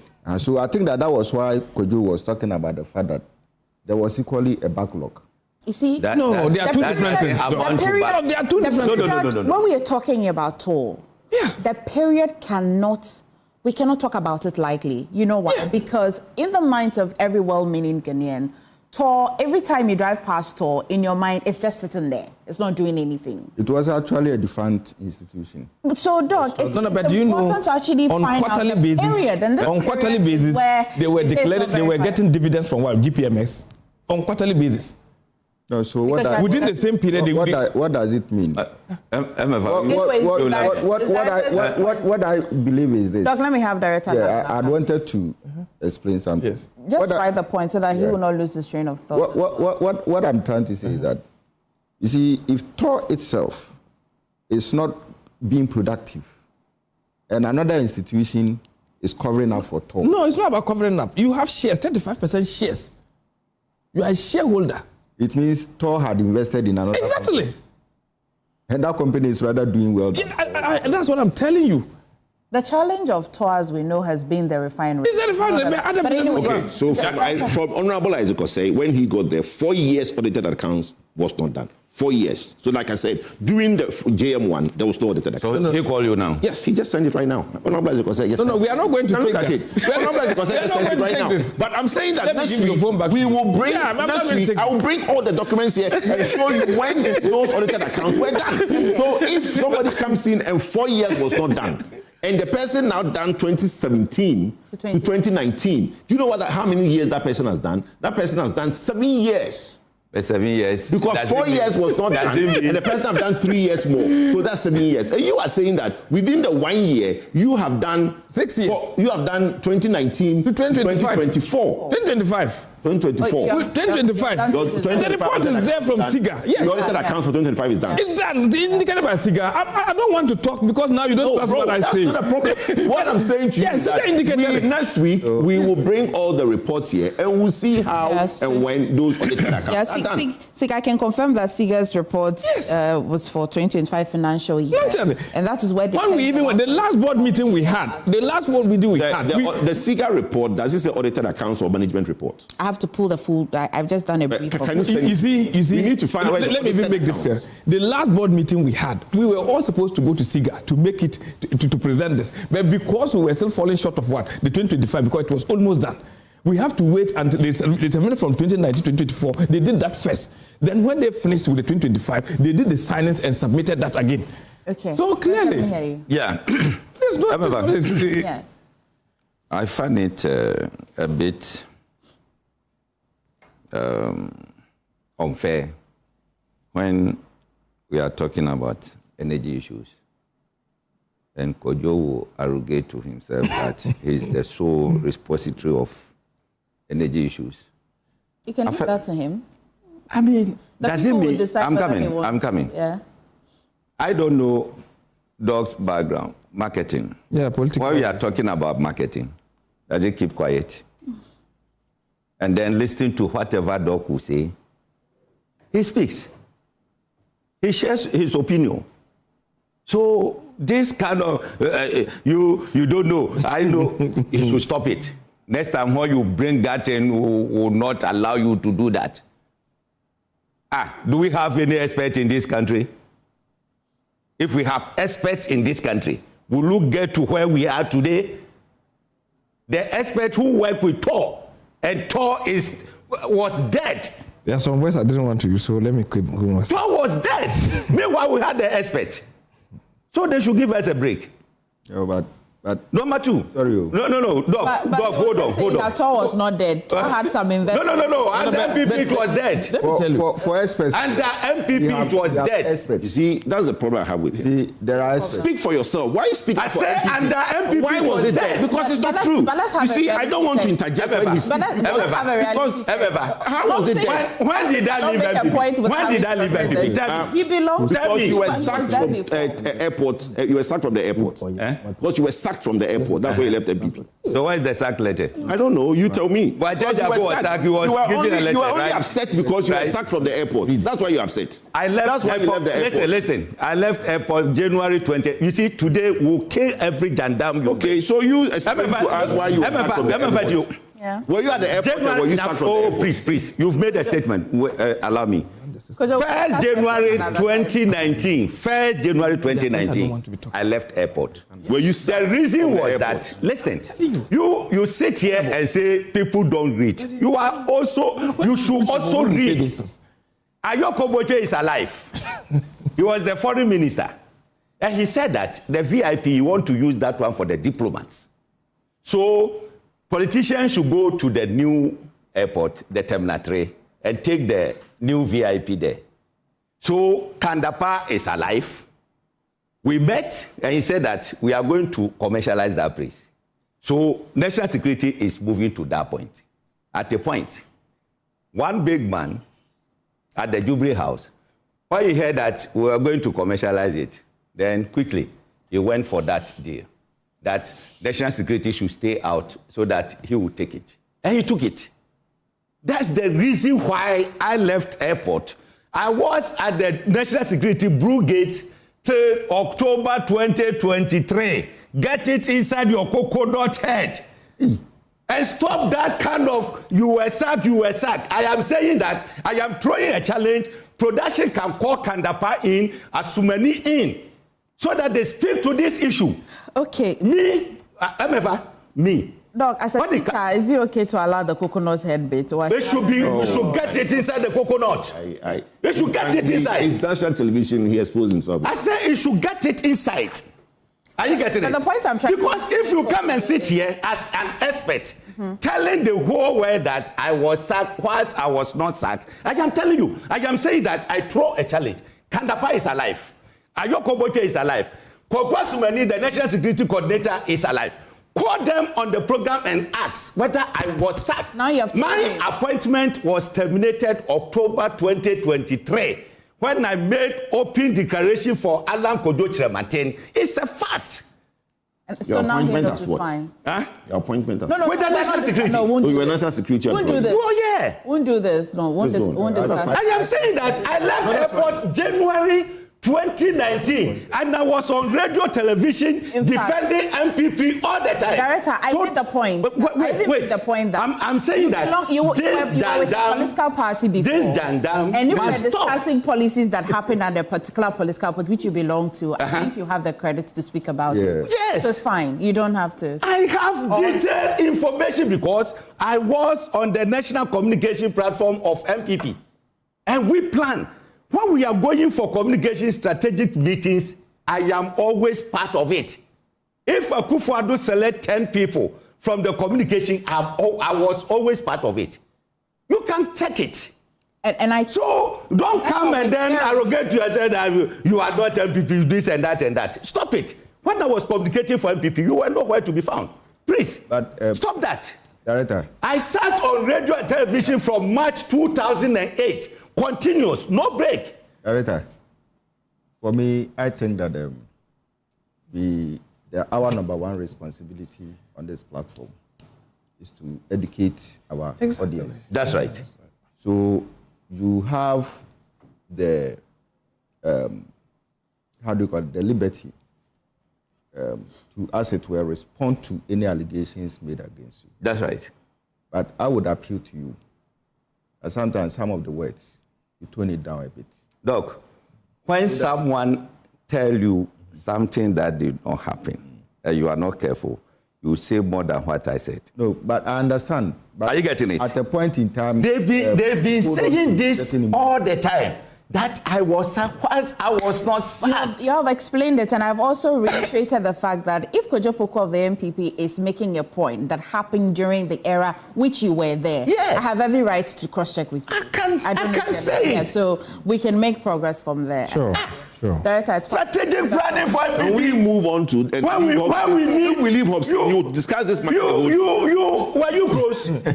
Strategic meeting for MPP. Were you close? Let's stop this. Let's move on. Why you make me? Don't bring those things to me. Yeah, but hold on. Don't bring it to me.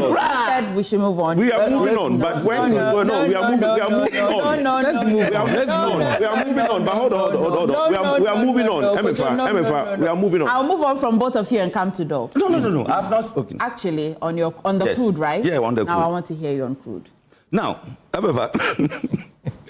Okay, from Doc's listen. Let me apologize to the viewers if my words were not listen. And the coconut is withdrawn. Thank you, Director.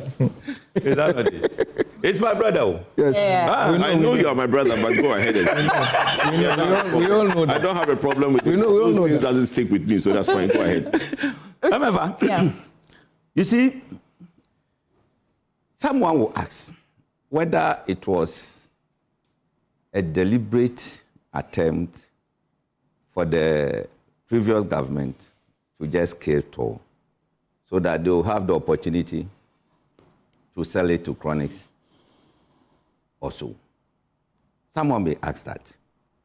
And for me, I can say a big yes, because when MPP took over, Tor was doing well. Even when they said the previous administration did not handle Tor well, when MPP took over, Tor was running. There were crude available for Tor to run. All the MDs, apart from Isaac Kosei, I visited him once or twice. We did not have that lengthy chat. The Beko and the rest, I was there. Most of the workers, if they are watching, they know that I was a friend to Tor. However, the corruption, we are not talking about that. Look, how can we as a nation, an institution like Tor, that if we want to measure our fuel, someone will go and stand there and dig a stick or a meter and then take a measurement from the meter. I mean, how? It was so bad. And someone can just go, the officer or the shadow officer in charge can decide the amount of the fuel that we have. Are you getting it? If it is, let's say, 10,000, and it comes to say it's 9,200, that is the final one. You're right. But Emefa, as we speak, the maintenance that has gone on, nobody will go and stand there and then dip meter in there. There is a system that can check without a personal, a physical person standing there to check. So at every point in time, you can know that this is the amount. Number one, we are cutting corruption from that side. Are you getting it? So that nobody can go and say that, oh, it's 9,000 instead of maybe 10,000. Are you getting my point? So that one is there. And number two, the reason why Tor made this profit, I can say on authority that it is out of the prudent management of the economy. When you look at the detail of it, It's because of the forex, the stability of the cedi. Are you getting it? Now, the moment cedi drops, then the debt automatically shoots up. Are you getting it? But when it appreciates, then it comes down. Now, we are saying that our debt, 760 billion Ghana cedi that was left behind by the previous administration, has come down to about 500 and something or so. Are you getting it? All because they paid some, but majority of that is out of the appreciation of the cedi. So it dropped from that point to where we are now. So that one too, we'll give it to them. It's a good thing that they do. And you see, it was 7.1 billion, as Honorable said. And because of the forex, the prudent management of the forex, it came to 5 billion. Now, out of this 5 billion, Tor was smart to negotiate with the banks on a particular point of the forex, the exchange rate, that, maybe we are going to agree on, it seems when it was 10 point something, they agree on 10 points, a little above that current lesson, that over this period, we are going to make sure we see to it. And it gave them the opportunity to attract investors and all that. So what I would say is that we cannot say because there was backlog of audited account and all those kind of things, towards progress or profit is not out of importation of crude to refine or whatever. We don't go to Makola to buy crude. It's not like maize, where I want to prepare a flour, I just go there and then buy maize and then, no, you need to import. Whoever is bringing it is importation. Are you getting it? Now, this propaganda was put out during MPP's period that we cannot refine our own crude. So we need to go and sell so that we buy finished product. It was someone's business. Someone's business. So how can you do about it? Now, at a point, Tor was on the list. Someone was going to buy for 20 billion. And within the shortest possible time, Tor has turned around and then paid more than the amount that they were selling it. So what is it? Is it not deliberate? You see, I've been saying that if you get the opportunity to rule this country, let us put in our head that I want to make a name rather than making wealth. To amass wealth from the state, I mean, what is it? I remember Ochehine address on gathering.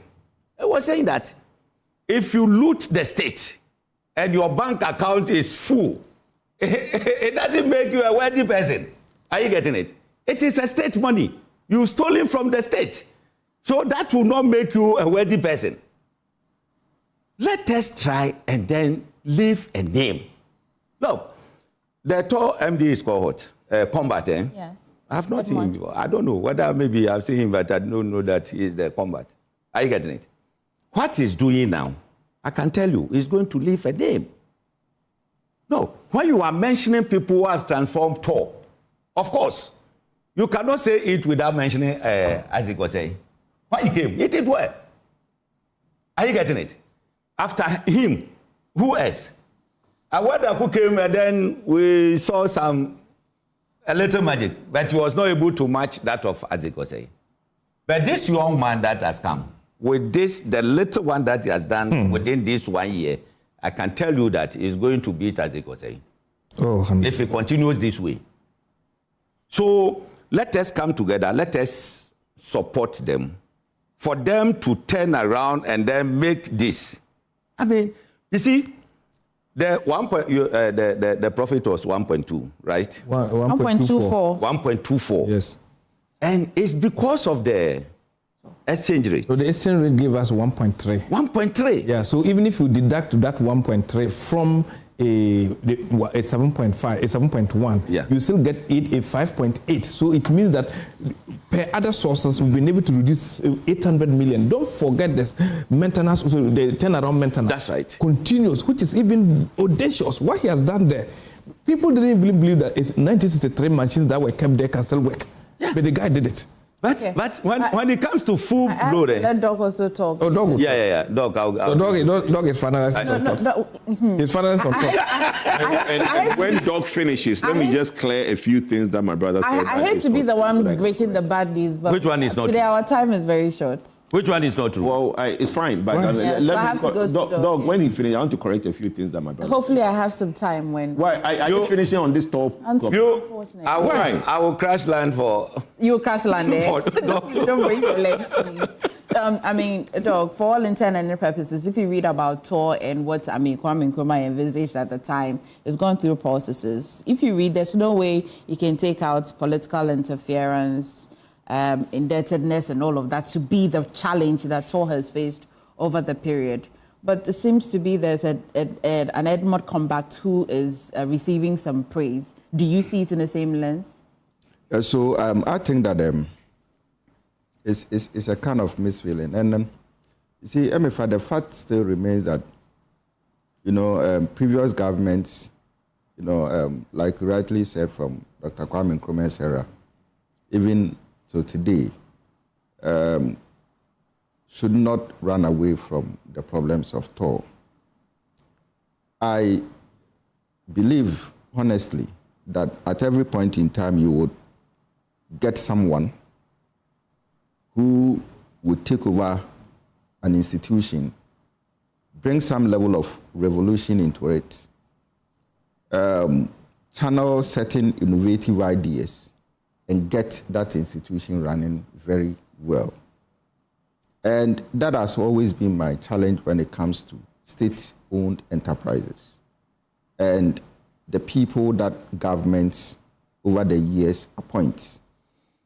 For the purposes of our time, let me say this, that look, if the current director or CEO of TOR is making progress, I would want us all to support him and probably give him the kind of encouragement that he needs, or the motivations.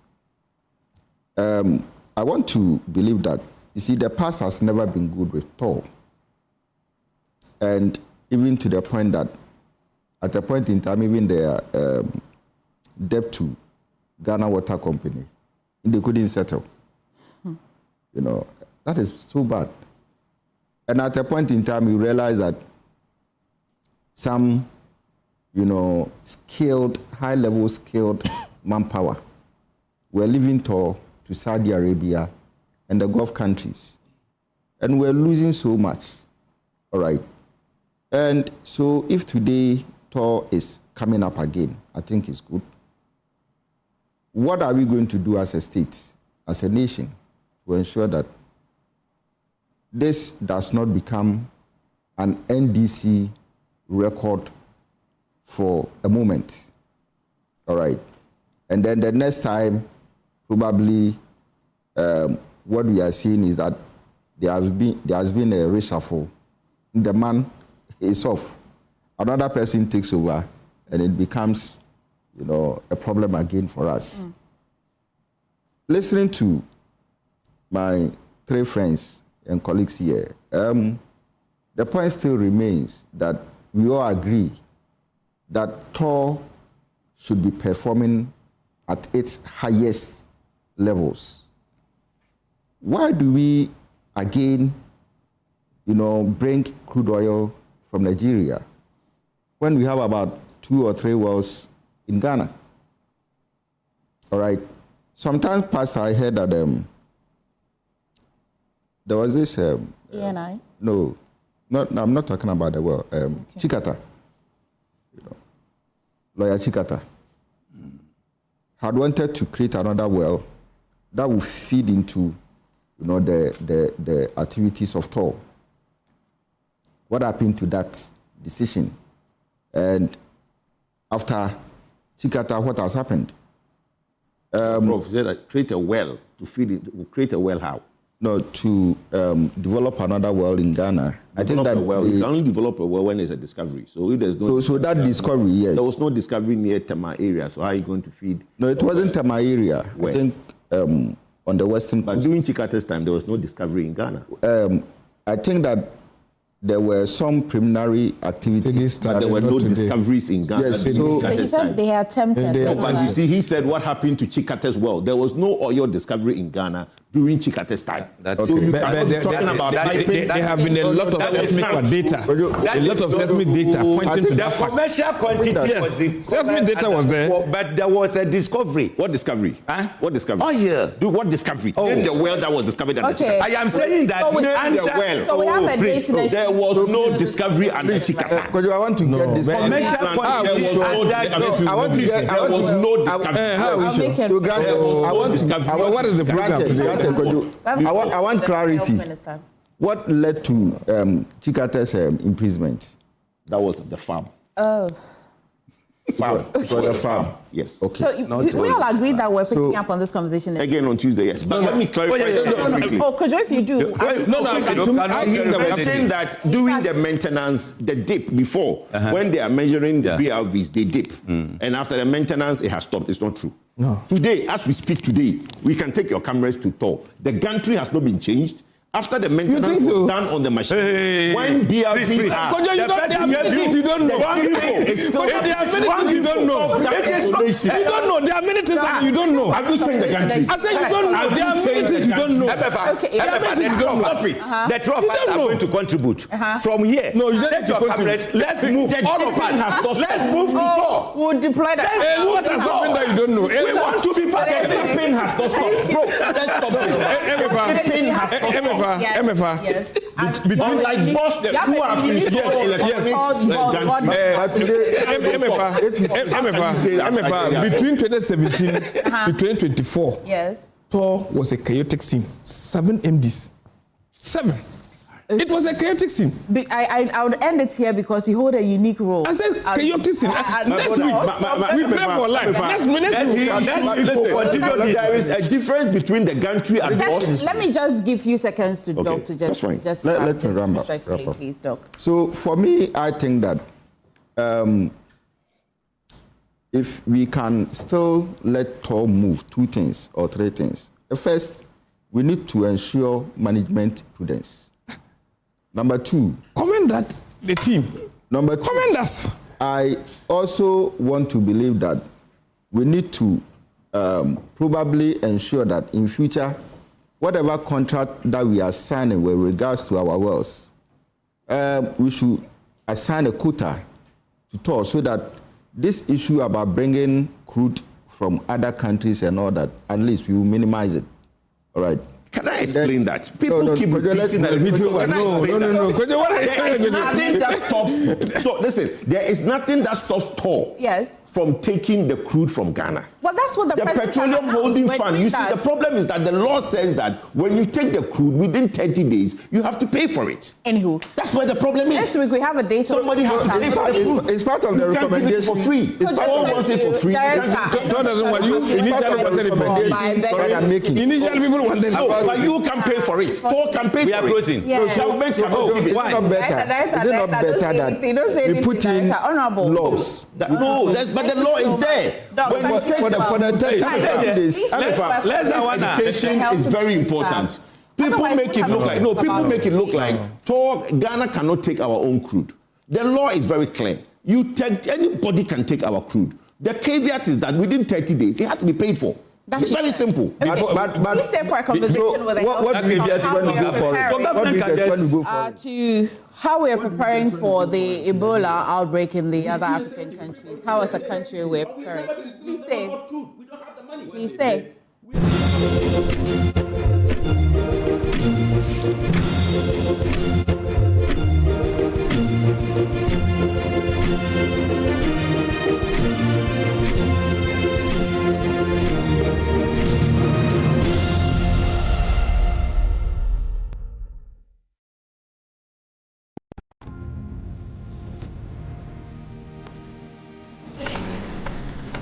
Through every stage of life, Let's go. some things simply stay with us. The spirit of never giving up.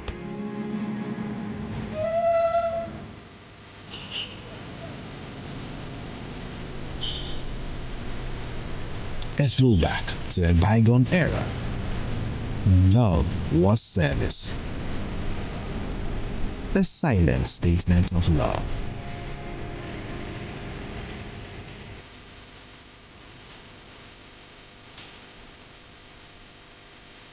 A forceful gesture that deepens bonds, balancing work and life.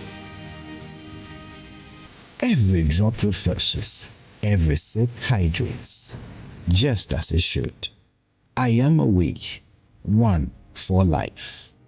Drink water, drink awake. Supporting the National Cardiothoracic Center. This advert. Now let me tell you why you should choose Safari Valley as your conference destination. The new conference building combines modern amenities with the tranquility of nature, providing the perfect backdrop for your next seminar and corporate retreat. The only conference destination with so many activities, you don't have to travel to visit your tennis club, the gym, or the stables. They have it all. Enjoy this rooftop viewing deck, basking in the sunlight with the sight of wild animals roaming freely in their natural habitat. At my break, I'm able to practice my putting. It's a unique experience that sparks creativity and rejuvenates the mind. Visit Safari Valley Eco Resort in Ghana, bringing you closer to nature.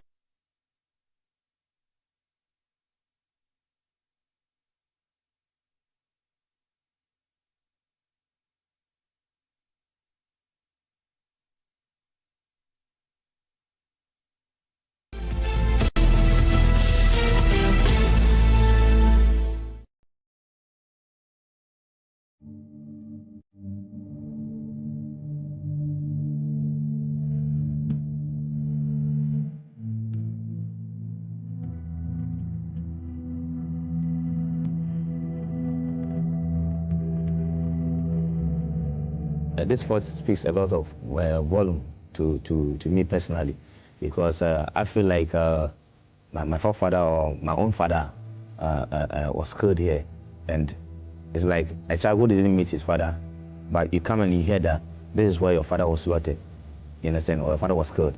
So anytime we come here, we feel like this is the home of our ancestors.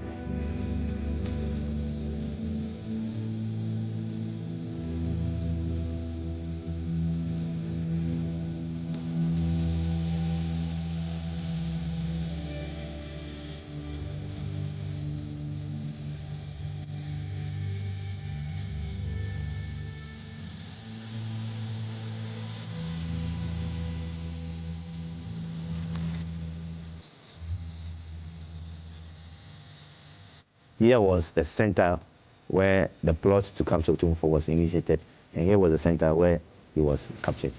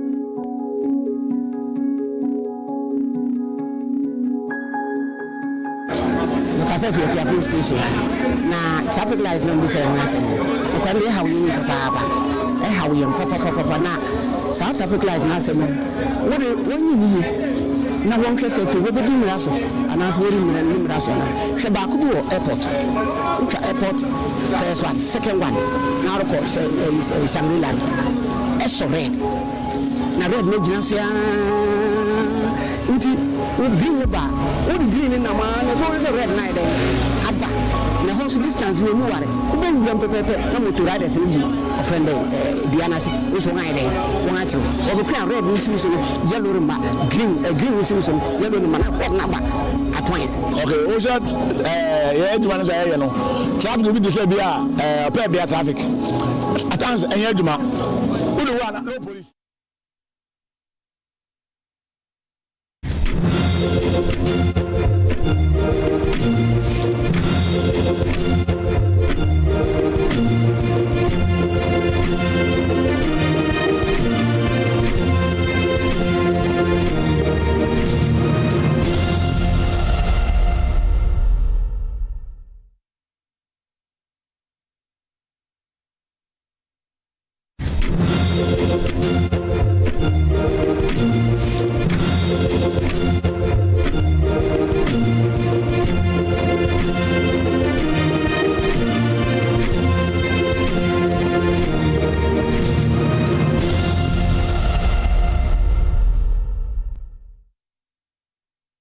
Welcome back to the AM show. Now, in our big story today, we focus on Ghana's preparedness against the Ebola amid renewed public health concerns across parts of Africa. I'm sure you've seen the videos making rounds, and people have been asking. I got a call from one lecturer 2 weeks ago asking me, Kojo, have you heard from the health ministry about how Ghana is prepared to do this? And we're lucky today to have those answers for you. We're joined by the Minister of Health, Honorable Kwabena Minta Akando, to assess the country's readiness, surveillance systems, and our emergency response measures. So this segment is dedicated to the Western region. Those days when we were one, today is Western and Western North. Good morning to you, Honorable. You meet your colleague, a farmer, and you're even talking about Ebola, you will be tempted to have other conversations as well. How are you? I'm well. Good. I hope the rice business is good as well. Yeah. You know, that's my primary business, and I cannot give up on rice. Yeah. So we are still in the business. Good. Because of the bumper harvest, there are few difficulties here and there. People like you are still complaining. But I think that His Excellency has given some directives that I think it will bring this matter to rest. Let's go back to Ebola. I pray so. Well, let's talk about Ebola. Now, for the lecturer who called me and was asking, have you heard about our preparedness? What will you tell that person? Good. So let me say good morning to viewers and people who are listening to us at this point in time, and say that we've issued some publications on Ebola. I think we've issued not less than 2 publications, and there are a number of measures we have put in place. But before that, let me start by saying that I am not here to sound alarm bells. Neither am I here to press panic buttons. Okay. What we are here to do is to carry the good people of Ghana along and to let them know what is happening on the globe, so that we take precautionary measures to prevent the disease from entering, and to tell Ghanaians, if we detect any case, how we will handle it. That is why we are here. Number one, the WHO has declared Ebola as public health emergency concern. And public health emergency of international concern, And therefore, they've been categorized into 3. Those at high risk, medium, that's type 1, type 2, type 3. So those countries that are detected cases are at the high risk zones, those sharing boundaries with them, the second type, and those of us who are far away from them are the third type. And so our risk is very low. So that's the risk for Ghana. Ghana is low. It's very low. But as they always say, prevention is always better than cure. Thank you. Okay. So as I speak to you now, cases have been detected in countries like DRC, as a DR Congo, and then Uganda. And in fact, I hear the case that was detected in Uganda was somebody who moved from DRC to Uganda. Okay. So at this point in time, per the figures, DRC, Congo, Uganda is able to contain the disease. So their figures look good at this point in time. Okay. But what I want the country to understand is that if anybody is experiencing any of the symptoms of Ebola, first and foremost, let us report to the nearest hospital. What are the symptoms? Muscle pains, vomiting, unexplained bleeding, headaches. So don't sit home and say that, oh, I'm having body pains or muscle pains, and therefore you conclude that it is malaria. It can only be concluded that it is malaria when a test confirms so. Malaria. So if you are going through any of these, and it does not also mean that when you're experiencing any of these symptoms, you necessarily have Ebola. So your best bet is to go to the nearest health facility. That's number one. We are told that this is transmitted from animals to humans. And it's caused by a type of bat they call the fruit bat. Okay? So when you come into direct contact with infected or droppings of such animals or anybody who has that infection, there's blood, secretion, fluid, you are likely to get it. Now, the mortality rate stands around 30 to 50%. So it's high. And the reality at the moment is that we don't have medications or cure for it or vaccine for it for now.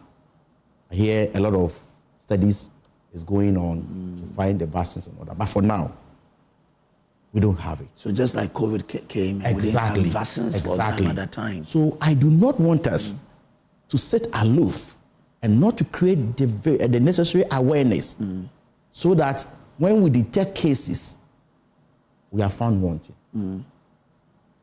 So we all have to be aware of what is going on. Okay. Now, I've spoken about how it is transmitted. I've spoken about the symptoms. The next thing I'm going to speak about is some of the precautionary measures. We want all of us to go back to hand hygiene. So every public gathering must make provision for hand washing station.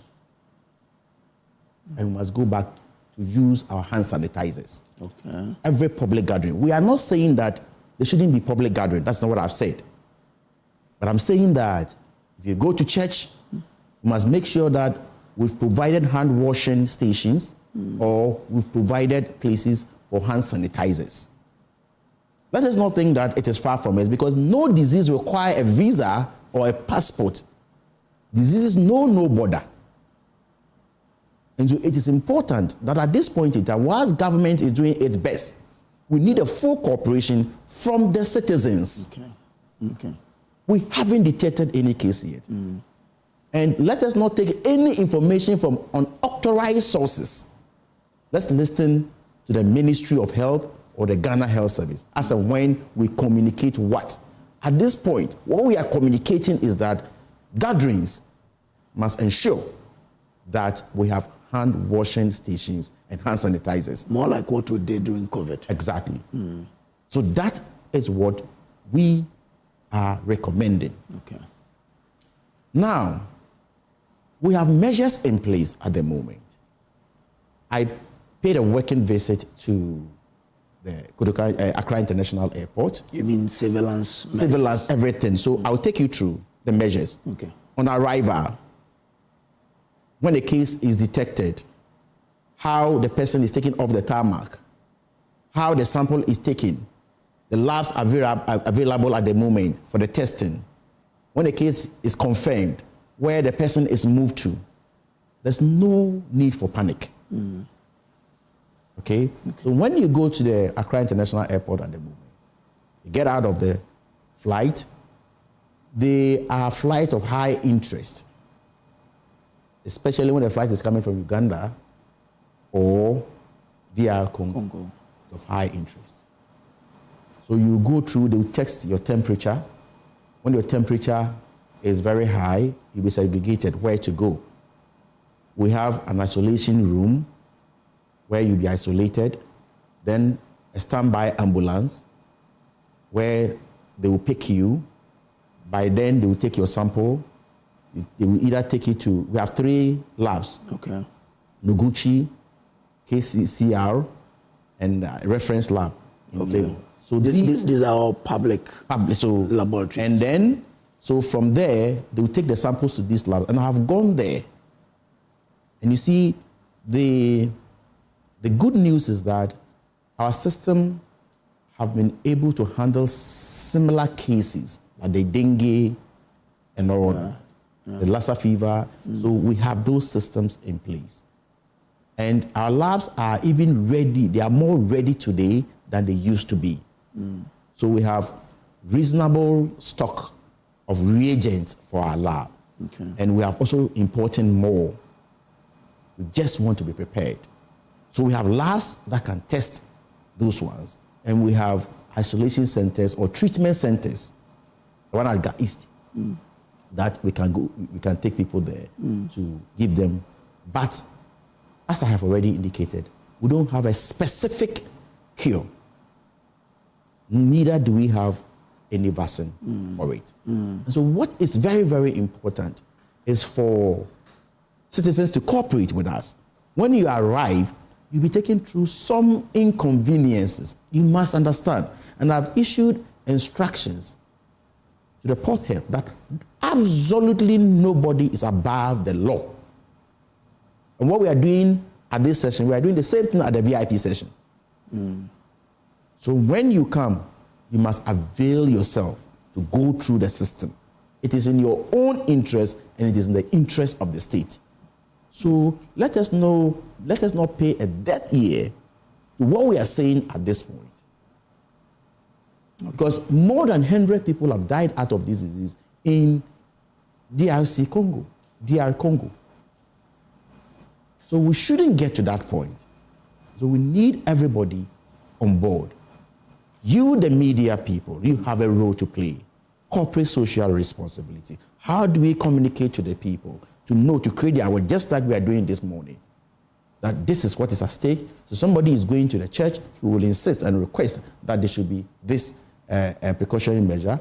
Somebody is going to the funeral. So we are writing to all MMDCs in the country to start observing these precautionary measures. So Kojo, we are ready, but we don't even want to get there. Okay. As and when we detect any case, we are very sure that we'll be able to contain it. And very soon, my deputy will travel to some of the land borders to also inspect the land borders as well. So the same measures will be at exactly the land borders. At the land borders. So reiterate this again. You said that flights from high-risk areas, yes, for example. Those are areas, countries that have detected cases, like Uganda and DR Congo. Okay, so if I land from US, for example, will I be subjected to savings? Or yes, you will go through some scanning, but it will not be as rigorous. So at the time I visited, there were flights from, say, US and UK that were not going through this kind of rigorous. But then we had this conversation that, look, somebody may be traveling from Uganda to US and then come from US to Ghana. So if you're not very careful, you say that all people coming from US are exempted, you may miss that person, the person may slip through. So they are tightening it better than it used to be. And so that we are also mindful that it will cause huge inconveniences to travelers. Are there private involvement in any of the channels? Well, for now, no direct private involvement. Okay. Yes, we take ideas and all that, but all the systems we have put in place are fully sponsored by government. Okay. And let's move from the precautionary to the measures we've put in place in case someone slips through. We're tightening to ensure nobody does that. But if someone slips, are health facilities prepared to manage these cases? So we, at the moment, what we are doing, making all the necessary logistics in place so that we know that we have a robust IPC, infectious prevention control, and then we take our health workers through capacity building.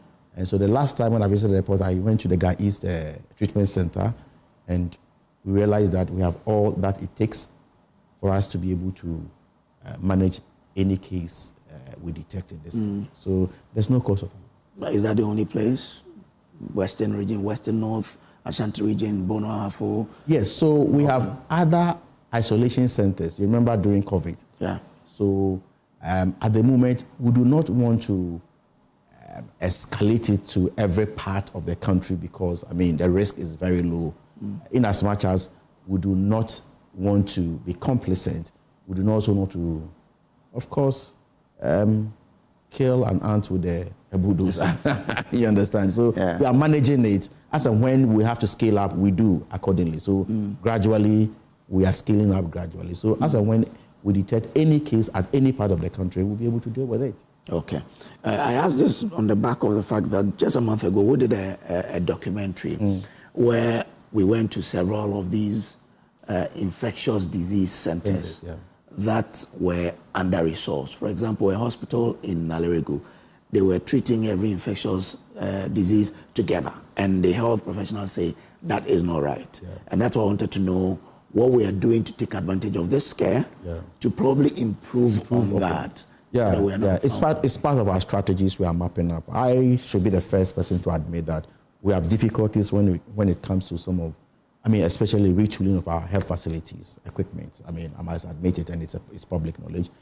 So it is not, it doesn't lie in my mouth to be lamenting or to be giving excuses, but to work on it. You understand? So there are a lot of programs we are doing in order to fix these challenges in the system, but today is not for that conversation. I mean, we have a lot of things we are doing. We are procuring a lot of equipment and retooling most of our health facilities and resourcing some of these isolation centers and all that. Maybe at another platform. We can talk about it, okay. On those issues. So yes, there are those genuine difficulties. So as and when some of these things come up, we take that advantage, if I should call it advantage or opportunity, to tighten these loose bolts. The reason a lot of people are happy you are appointed minister is because of the role you played, you know, on the health committee. And people feel that with your knowledge, the experience, you can do it. And that's why I'm happy you are answering this question about what you're doing. A lot. So in the health sector, there's a lot going. Kojo, I am not blowing my own horn, but I can tell you we are working. I'm not saying I am working. We are working. We are working very, very, very hard to fix a lot of things. So maybe on another platform, we will have the opportunity to take Ghanaians through for the past 1 year, 3 months, what we have done in the health sector.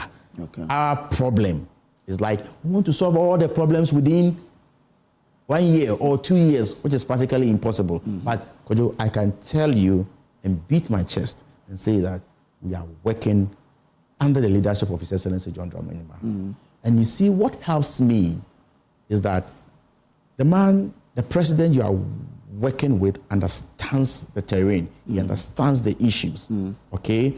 And he himself is an advocate for health. So on the globe, one of the things that His Excellency the President is known for, check the international arena, is health sovereignty. The Accra Reset. So quite recently, when we went for the 78th or 79th World Health Assembly, he was the president who addressed the World Health Assembly. And everybody wanted to speak to Ghana. Currently, where we went, we had side events alone, invitations we had was about 99-0. I have been a ranking member on the health committee for about 7 years. So I've been part of WHA for a very long time. But this time, the story was different because everybody wants to hear Ghana's story. How are you doing it? Free primary health care, all of a sudden, within 1 year. How are you doing? Mahama case, how are you doing? How are you fixing? I mean, it does not mean that people have not done their best or they have not played a role. A lot have been done. Progress have been made, but there are still a lot to improve upon. And that is why we are there. And so, Kojo, in order not to divert attention, at an appropriate time, we'll come and sit on this platform and tell you all that we are doing. We are not perfect, but by the grace of God. And I keep telling people, some of us, the country has invested in us. Because there are instances where people have the experience, but they will have no energy. Age will not be on their side. So by the time somebody says, I am experienced, I have been a ranking member for 7 years, I'm experienced, I've been a deputy minister, he will be around 60 years. There's no energy. You understand? Yeah. By the time somebody has high energy, maybe he hasn't gotten the opportunity to go through the mill. So yes, he has the energy, but the experience is not there. Yeah. But for some of us, by the grace of God, this country invested in us at a very early stage. So we've gathered some experiences, I would say more, not to sound boasting. Do you understand? Some kind of experiences. Then we still have the energy. So what can we do? Put it at the disposal of the state.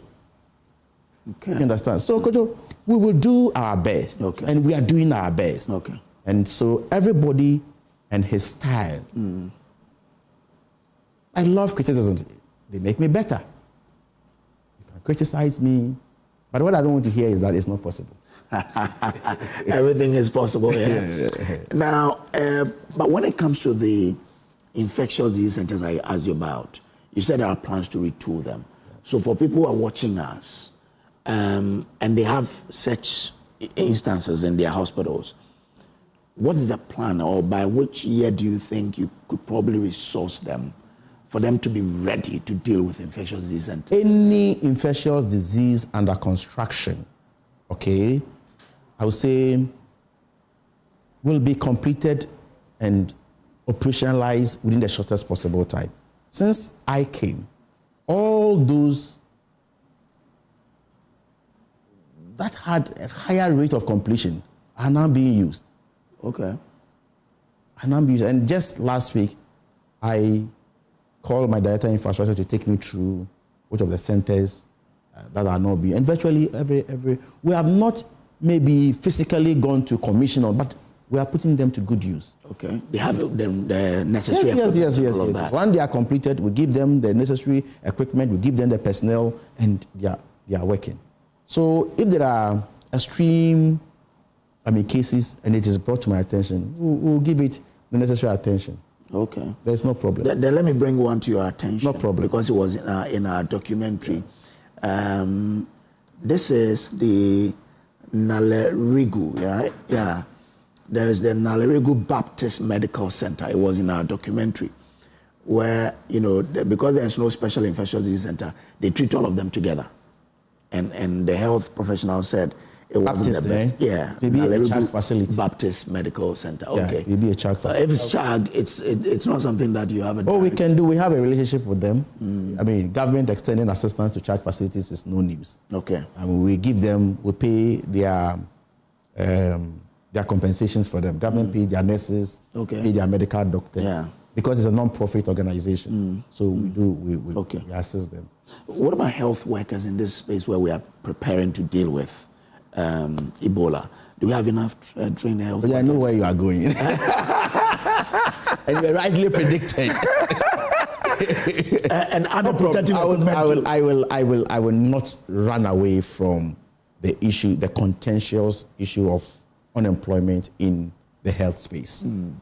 Kojo, as I speak to you now, our data shows that we have about 105,000 health professionals who, before we started the recruitment, who didn't have jobs. And so, as a minister, when you come, you must have clear strategies to deal with those. It's not easy.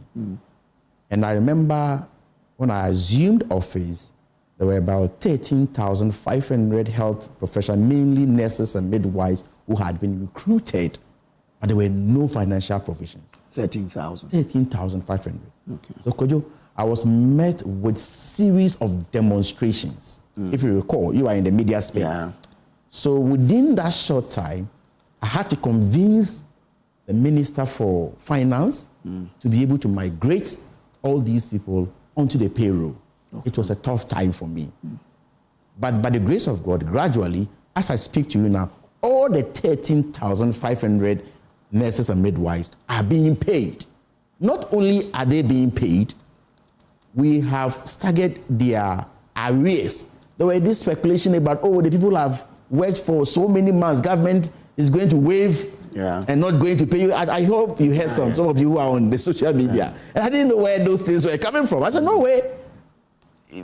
For me, if I'm a minister in the sector and people have worked, and we must pay them what they are due. And so I came out with a schedule, how we're going to pay them. April ending, we pay 3 months arrears. Okay. So we are targeting that by July, we'll finish the payment of all the arrears. So not only have we put all the 13,000, that is number one. So it was very difficult for me, I must confess, on this program, convincing government to recruit to do what we came to inherit without a financial, and we don't have to pretend. The issue here is that when you employ, you must pay. So if you don't have the money, you can't employ. So convincing government to do another recruitment at the back of what I've spoken about was difficult. It was not too popular, but the man in the seat understood me. And the president said, look, no way. This year, we can start something around another 16,000. Okay. Okay. But then I have said to myself that I can only start any processing when I get financial clearance. Okay. That I know that when I post the person in June, by the end of June, the person is getting his salary. Okay. So we had about 8,000. And let me admit, when you are taking 8,000 out of 105,000, it's not easy. You understand? Even when you are taking 8,000 out of 16,000, it's not easy. So it was very, very competitive. And this time around, we also were spreading it to other cadres. You know, like the PAs. The PAs, for example, the physician assistant. There was a scenario where we had a World Bank program, which they had recruited about 250 to 300 of the PAs, but the program has come to an end. Okay. What it means is that they have no salary. Yeah. So automatically we had to absorb them as part of this clearance. Okay, as part of the 8,000. As part of the 8,000. Okay. So if you say you are recruiting, let's say, even 300 physician assistants, what it means is that you can only recruit 50 new more. Yeah. And this time, it's not about nurses and midwives alone. You are recruiting lab technicians, you are recruiting physician assistants, you are recruiting other cadres. You understand? So it became very, very, very, very competitive, and all manner of issues were alleged and all that. But by the grace of God, we are coming to the end of that. And then when we finish, we will post these people, and then maybe when we get another clearance before the end of the year, we'll start another recruitment of another 8,000. You know, but Kojo, that is not the only strategy we are adapting. So our strategy is to absorb some of them every year, but we are looking at how we can also facilitate the movement of some of them to other countries. So we are signing MOUs with the Barbados, the Trinidad, the Jamaica. Quite recently, last week, we signed an MOU with Jamaica. I think the Jamaica minister just left here. Okay. So we are praying that by the end of this month, we will be moving between 100 to 200 of them out of this country. Okay. And then we'll continue. I'll be going to Ohio to also sign a similar MOU with them. So I've made it a policy that we'll go around and then engage government to government to make sure that we have jobs for our health professionals who are at home. Okay. And home-prem, there's a certain conversation with regards to employment and recruitment and admissions that we also have in the shortest possible time. I won't preempt it on this platform so that we will see how, going forward, we will absorb as many as possible of these people who are at home. But Kojo, to be frank with you, it is difficult to sit here and promise that within 1 year or 2 years, we are going to absorb 105,000 health professionals. That is very, very difficult to promise that. Okay. But we'll do our best. So I know that although I told you that we're going to discuss Ebola, I knew this is all part of Ebola. It's all part of Ebola, you know. I knew definitely. Kojo, let me use this opportunity also clarify something. Mm-hmm. I've also heard these criticisms about, you didn't promise us of volunteerism. You are saying that you are going to, take the health professionals as volunteers and all that. Again, I have outlined what we are doing to do the official recruitment. And I have told you that it's not possible to recruit all these people within 1 year. Yeah. So what we have said is that if you go to countries like Kenya, they have a system as part of their free primary health care where they recruit what we call volunteers. So volunteers are non-professionals. Then they pick them, train them, and give them stipends. Okay. And then they work with them. Okay. But I'm saying that, in Ghana, we already have a lot of health professionals at home. Yeah. Whilst we are recruiting some of them, I'm not saying we are not recruiting anybody. It makes a lot of sense to go into our professionals and pick these volunteers out of them.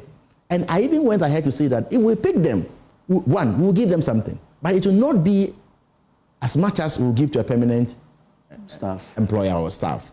Okay? And the next condition is that these people will become our next priority in the next recruitment. Is this bad? Hey, social media is so they will go and cut that aspect and then blast it everywhere. We need the employment. They say they're coming to take us as volunteers and all that. You know, that is not what we mean. We say that, look, there are still gaps. Government is doing its best. And nobody can convince me to do any recruitment without financial. I will never do it without financial provision. Okay. So this 8,000, when will they be given the appointment letter? I don't want to give specific, but I think by July, and then we should be done with it. Okay. We're in June. Yes. We are looking at they starting work in July. Okay. So now we are done with the recruitment. They are going to go to their various districts for interviews. Okay. And once they finish with the interviews, and at the point in time, and I've asked them, at the point in time, they say, this is scam. They are not recruiting anybody. This is scam. So, okay. At the point in time, I think my directors published only one region, one day. So, no, they are putting our names out. But you say it's a scam. But now they are publishing the things too. You say, so what we are going to do is that very soon we'll publish all the names. We're not going to publish pictures or what have you. So all the recruitment we have done, we'll publish the names and where they will be going for their interviews. Okay. So they will go for the interviews and they'll be absorbed into the system. Okay. But to be honest with you, the priority areas were the rural areas.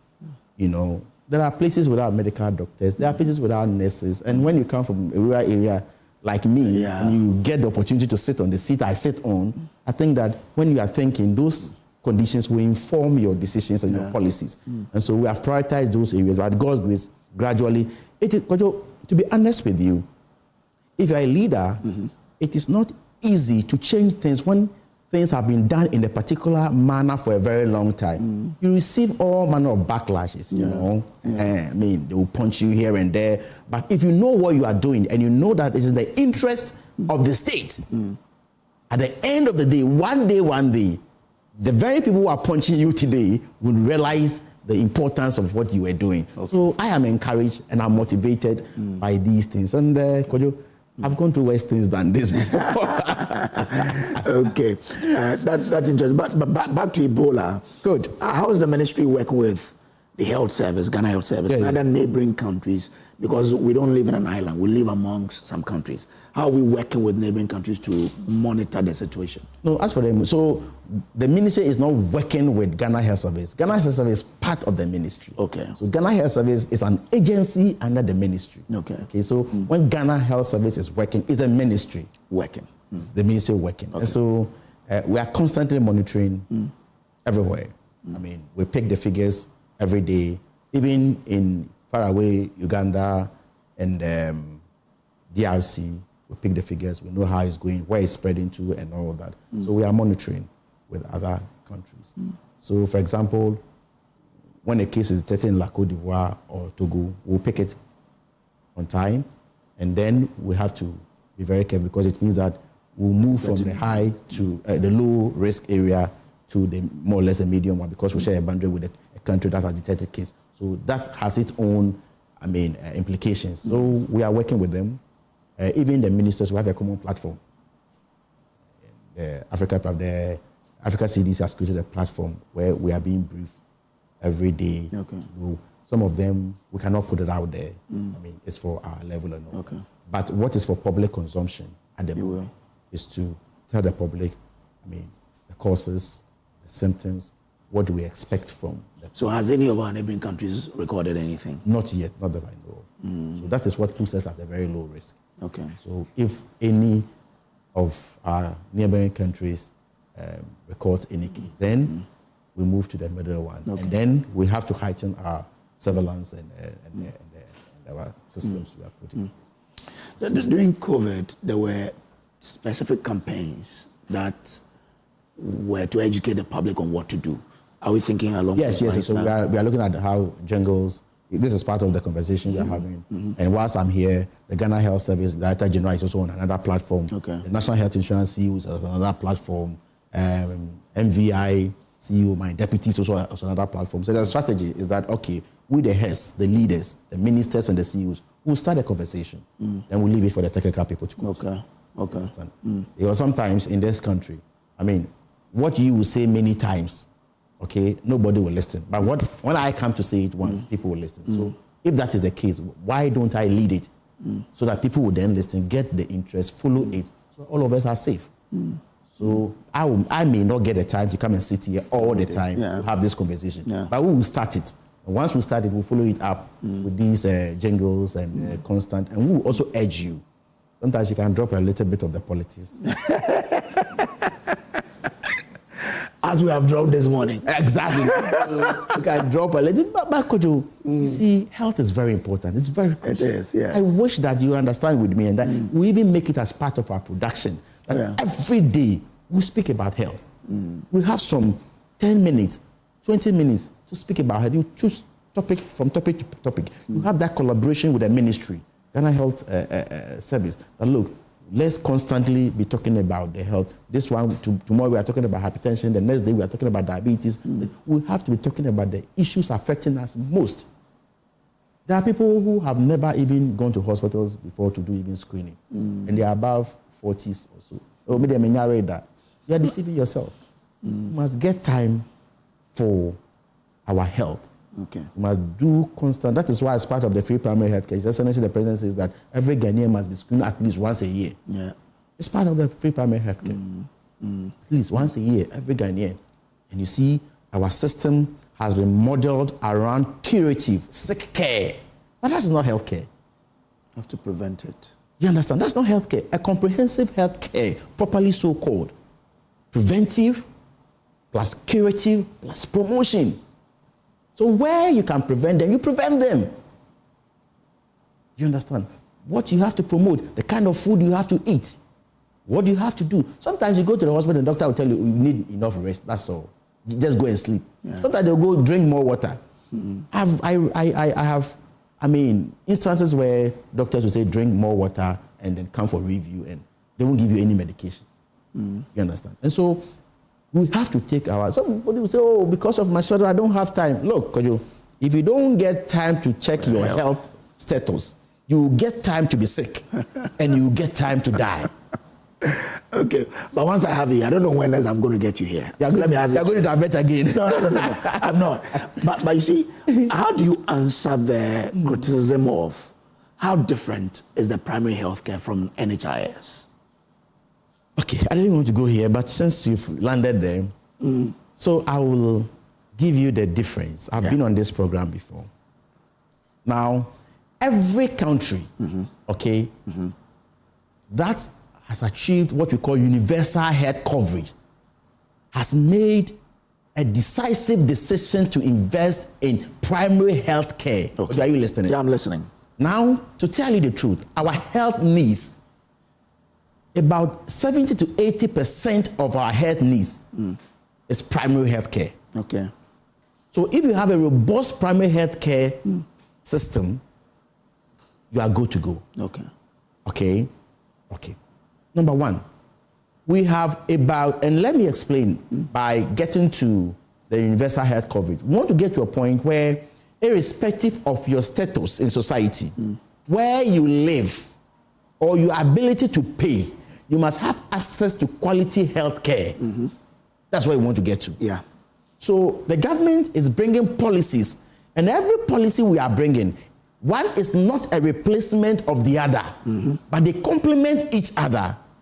And so I'm going to establish how the difference, or how the free primary health care is complementing the national health insurance, and how the Mahama Cares is also complementing the national health insurance. So there are a series of programs and policies complementing each other to give you that robust health care you need. Okay. Do you understand? Okay. Let's go. Now, you take 33 million people.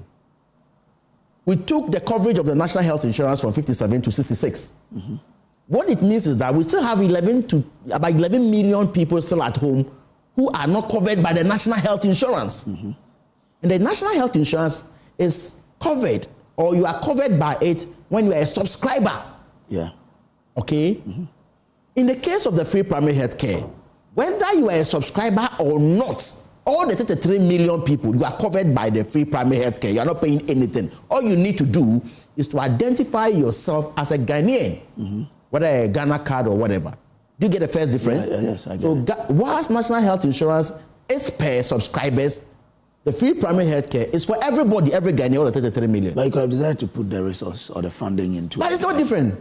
And I'm saying that so that NHIS doesn't... No, so you see, the sources of funding, we have not established any bureaucracy. That's what you don't understand. We have not established any new office or any bureaucracy that the free primary health care is going to be paid by an office in Adenta. Okay. The free primary health care, the financing will still be done by the national health insurance anyway. Okay. Get it straight. Yeah. So the free primary health care is for all the 33 million of us. Okay. Now, the second difference is that with regards to the national health insurance, you need to renew your subscription. In the case of the free primary health care, you don't need that. Okay. All right. Are you okay? I am, yeah. Now, in the case of the free primary health care, we've selected about 150 districts for the first phase. And we are targeting the underserved districts for the first phase. And then we rule out, our target is that by 2028, every country will be covered. So one of the problems, as you highlighted, is the equipment. Buying more equipment. And I remember when we were distributing these tricycles, they said they were ambulances. We are buying more tricycles, more motorbikes for the movement of the health professionals to be able to move. So, for example, Kojo, you are a national health insurance subscriber, but you have never seen any health worker coming to your house to screen you. Yeah. But in the case of the free primary health care, although there's a portion of curative that when you are sick, yes, you go for free and all that, but the game changer, what we are concentrating on is the preventive. Yeah. So the national health insurance will not give you that health worker who will come to your house and take your glucose or your sugar level or whether or not you are hypertensive. But in the free primary health care, you will see these health professionals walk into your house. Because we are dealing with a preventive aspect so that we will screen you early, so that when we detect the conditions on time, we'll be able to manage them on time or prevent them entirely. And do promotion as well. They will tell you what to do, exercise more, eat more, and all that. I know your time is up, right? You are giving me some signals. Now let me establish the difference. The chain was one. So in the free primary health care, I've told you that it is at this level, CHIPS compound, health centers, and polyclinics. So if you move up to the district hospital, regional hospital, and teaching hospital, you need the national health insurance. Because at that level, you can't go to Kolebu and say, because there's free primary health care, you take care of me free of charge. So you need the national health insurance. So have you seen the connection between the free primary health care? Yes. Now, I'm going to the Mahama Cares. There are other conditions that are not captured by the national health insurance. Which are called the non-communicable diseases, which are killing the good people of this country at an alarming rate. About 43 to 45% of our mortalities are due to the non-communicable diseases. The president says, no, we need a solution. So we bring the Mahama Cares, where when the non-communicable disease is not covered by the National Health Insurance, then the Mahama cares also. So at every point, there's an intervention. Okay, all right, okay. Thank you very much. Someone says their TV or they didn't hear the symptoms well. So if you can repeat for us. Oh, the symptoms. So if you have a headache, if you have unexplained bleeding, if you are vomiting, muscle pains, and many others. But what I can say in summary is that anytime you are not feeling well, don't do self-medication. Okay. Go to the nearest facility. That explains it all. Maybe I may not be able to tell you all the symptoms. Yeah. And the symptoms may come in different form. Okay. Because the strains may mutate. Do you understand? Yeah. And so the simple form is that when you are unwell, don't sit at home and do self-medication. By the grace of God, you have several interventions. Take advantage of the intervention. Okay. And then let's adhere to the precautionary measures. And I believe that when we do that, we will never record any case. Okay. Whilst government will also do its part and open our eyes widely at those borders. Once I know you're going to act on your words, you wrote the Nalerigu and please I'll add find the Efian Kwanta Infectious Disease Center. Okay. And please pay attention to The it. Efian Kwanta is almost completed. So I just want you to complete it and make it operational. I will. I didn't know you were going to divert. Oh no! I would have brought. But then and then again, if I don't do this, my people will forgive me. Now you came to my hometown, Ahanta West, Bukro, yeah. And you made mention of what it takes to complete the Agenda 1. Yeah. We have not seen anything. What is happening? Do you have time? Once I touch on Agenda 111, do you have time? Oh, just give me 2 minutes. I'll give you 2 minutes. So, yeah. Agenda 111. Yes. We met a situation where a lot of health facilities has commenced without sustainable and secured funding. Okay. Now, people have sought to link what I was doing when I was in opposition about moving from one side to another side, the Agenda 111. Yeah. The difference is clear. In the case of His Excellency John Dramani Mahama, when we were leaving office, those facilities, we had secured funding for them. The NMS, the Eurojet, they were funding. So if you are a government and you come, it's a matter of continuing. Because the money is available. Okay. In the case of the Agenda 111, there is nothing of that nature. Okay. When I was in opposition, I criticized. I said, look, even if you want to build 100, you can start them in phases. Now, about 4 billion, more than 4 billion has been expended on Agenda 111, but not a single one is in operation. What it means is that if we had concentrated on, let's say, 10 or 12 or 15 or 20, we could have finished and operationalize them and even rule another one. But 1 year you could have put the 3 which were commissioned into operation. Which one? Ahanta West one, for example. No, we are. I think contractors are even on site. We are determined to put them to use this year. Amen. No. Okay. We will do that. But that's why I asked if you have time. Once you touch on it and you go and touch on small portion, you leave people hanging. Because what you're asking, a lot of people have 1,001 questions. Yes. That's why I asked if you have somebody I can take it. But those ones, why not? We will. And if you're even going to go beyond that, that's why I'm explaining. Okay. So what it means is that we have expended this, but a lot of them are still hanging. Okay. So when we came, we commissioned investment. You must understand what you are inheriting. And don't forget that they were not Ministry of Health projects. Those of you who have followed that project. Yeah. They were under the presidency. Yeah. So under this government, the presidency brought them to the ministry, and we had to do a lot of work behind the scene. Okay? But the good news and the summary is that everywhere His Excellency has directed, that everywhere the state has invested, we must have value for money. We're not going to allow those, infrastructure to go to rot. Okay. And so what we are doing is that His Excellency has directed that about 35 of these facilities must be completed. Government is going to invest in them, of which Hunter West is part. Okay. And I am determined to operationalize this facility before the end of this year. Okay, thank you. The 35 for that. The 35 or the 3? No, I'm talking about the 3. Okay. The 35 is not feasible to finish all the 35. Right. And I'm very happy you have clarified that. But before they go and do the headline, I cannot say I'm going to complete 35 within 1 year, please. So it's very important you have clarified. So we are going to invest in it, and then that's the first year. Government is going to invest in 35 and start. Now, we are also going to bring the private sector in. Okay. And then the churches. Okay. All right. So if the churches, CHAG, Christian Health Association of Ghana, Dr. Eboa is on board. So we identify churches. If the churches identify some Agenda 111, and they want to complete, equip, and run, we'll give it to them. Okay, all right. Then the third tier is the private sector. If the private sector also think that, we have identified one facility here, we are interested, we'll have an agreement, build, operate, and transfer. Okay. So we have various stages of how we are going. I knew you never finish this interview without talking about No, because, I knew it. Because my book won't forgive me. I knew it. But I'm grateful for the audience. That's fine. So sometimes you can also, there's nothing wrong in, putting a bit of pressure on us. It keeps us on our toes. Yeah, sure. Oh, Charlie, you said this, so the time is getting closer. Oh, yeah. And you see, we have a lot of in the health sector. The health sector is big, Okay. And at every point in time, there's an emergency to do. Okay. All right. So you'll be dealing with this one, and this one can. This one is more important than urgent. So you stop this one, so there's no point in. September, I'll come back to you. No problem. Happy birthday to Antoinette Kofi, Chief Finance Officer at MTN Ghana. May God make you a champion or companion of princess and put you in places of honor. We love you dearly. Antoinette Kofi, Chief Finance Officer of MTN Ghana. Today's your birthday. Happy birthday coming from my brother Sami Odame there. You heard us speak to the man, Minta Akando, Kwabra Minta Akando, Honorable, is the Minister of Health and the farmer, a great farmer, of course. Thank you so much, sir. I'm great. There's more to come here on the AM show, please do say.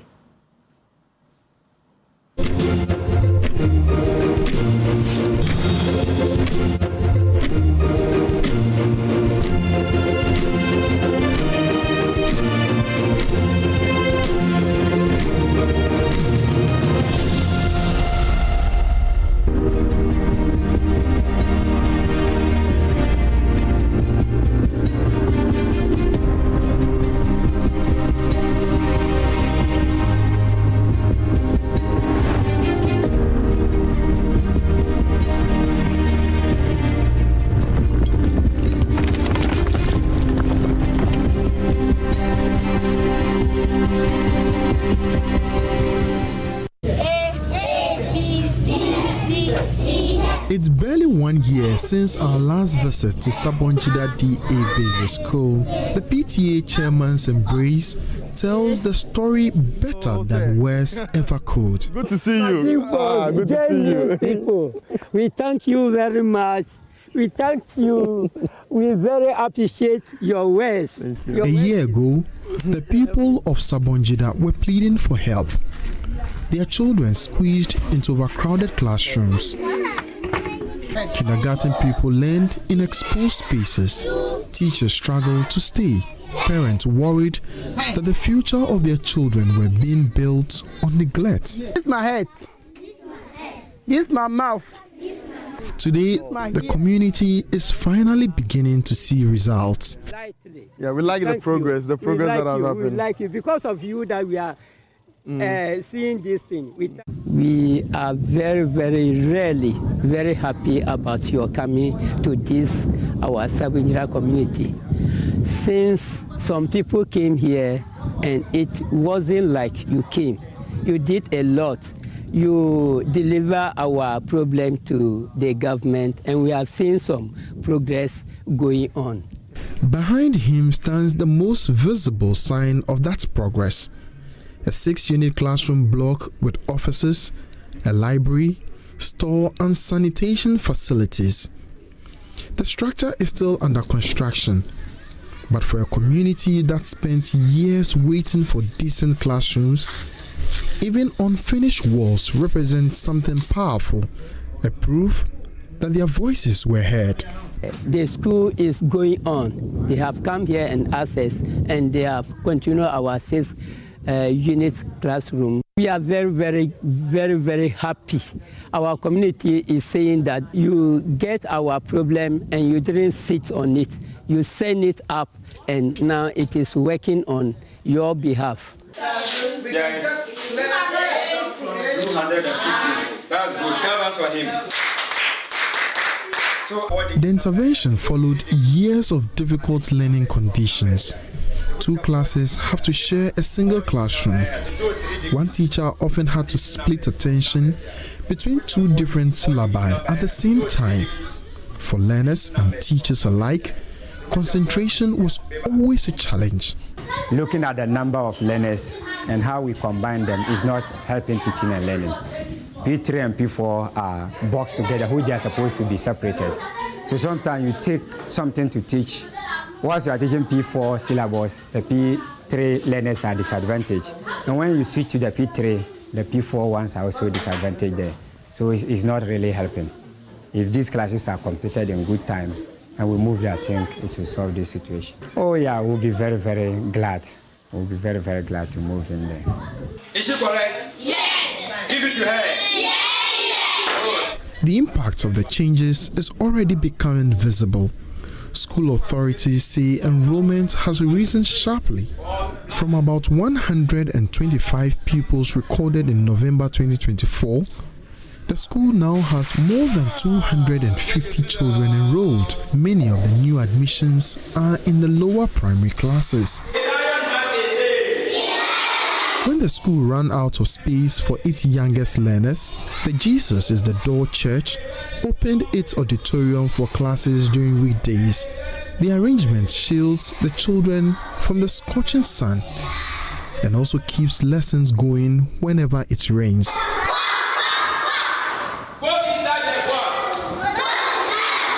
Here that the children are sitting, and now we have gotten some church, which is Jesus Door Church. And they accepted us to send the KG1, KG2, KG3 to that their block.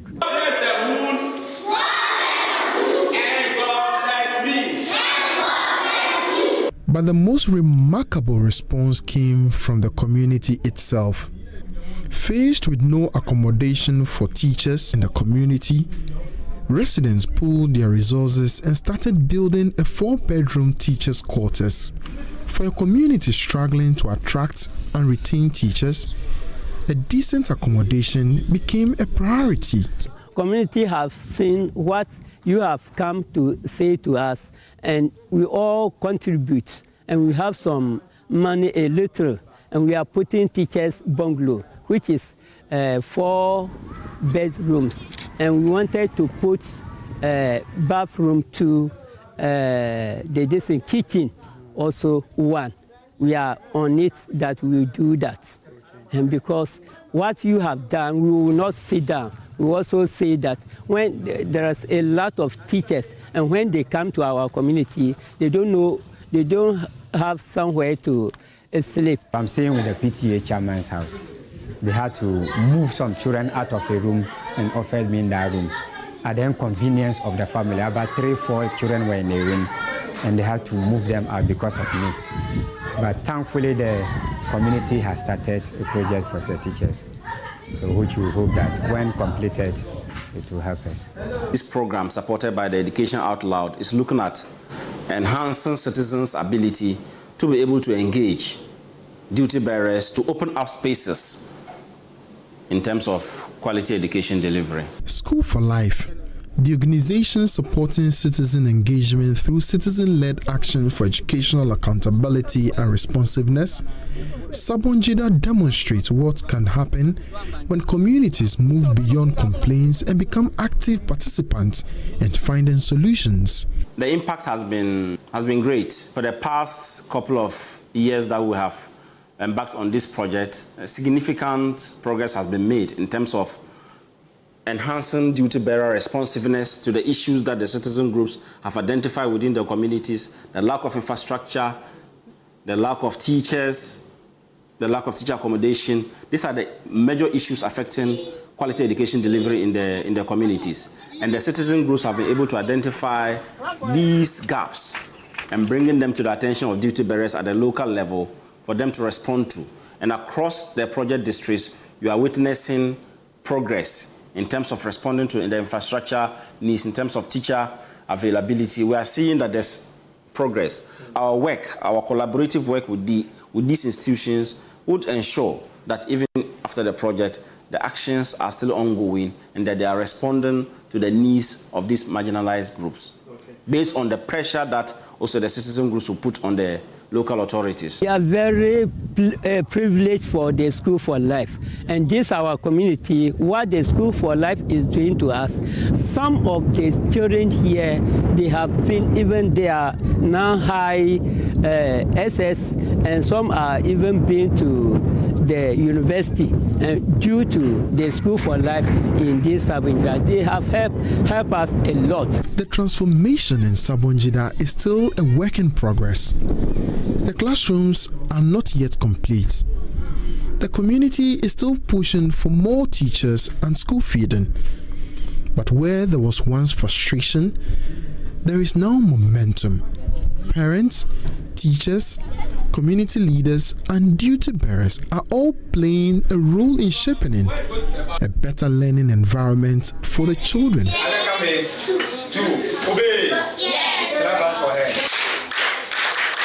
The narrative of pupils of Sabonjida DA Basic School having to learn in a poor infrastructure is gradually becoming a thing of the past, with the construction of the 6-unit classroom block for the community. The pupils and teachers are excited that this project will finish soon and give them hope to chase their dreams. Emmanuel Jivenu, Joy News, Sabonjida, Tatale Sangole District, Northern Region.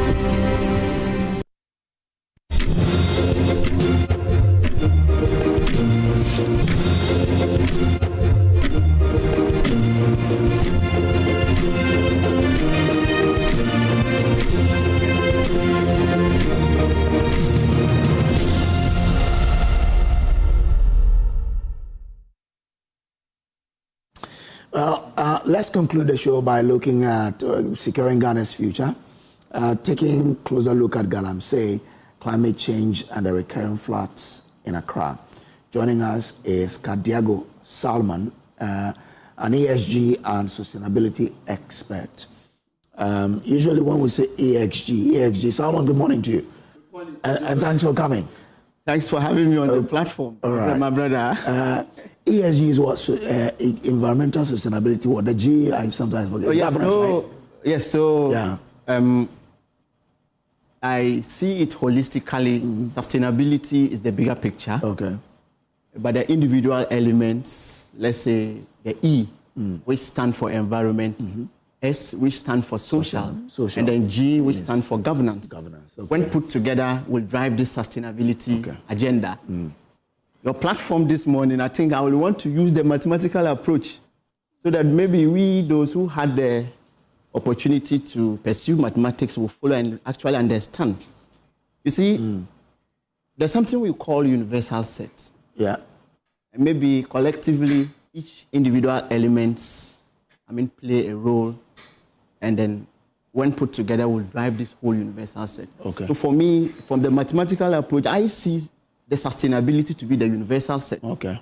The individual elements, that is the environment, that is the social, that is the governance, when they interplay properly, will drive this whole sustainability agenda.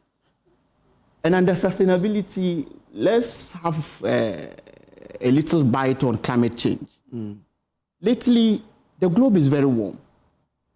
Kojo will finish work, get back to home, and it's like the room is very warm. Kojo can have good sleep. Yeah. Yes, something is happening to the globe.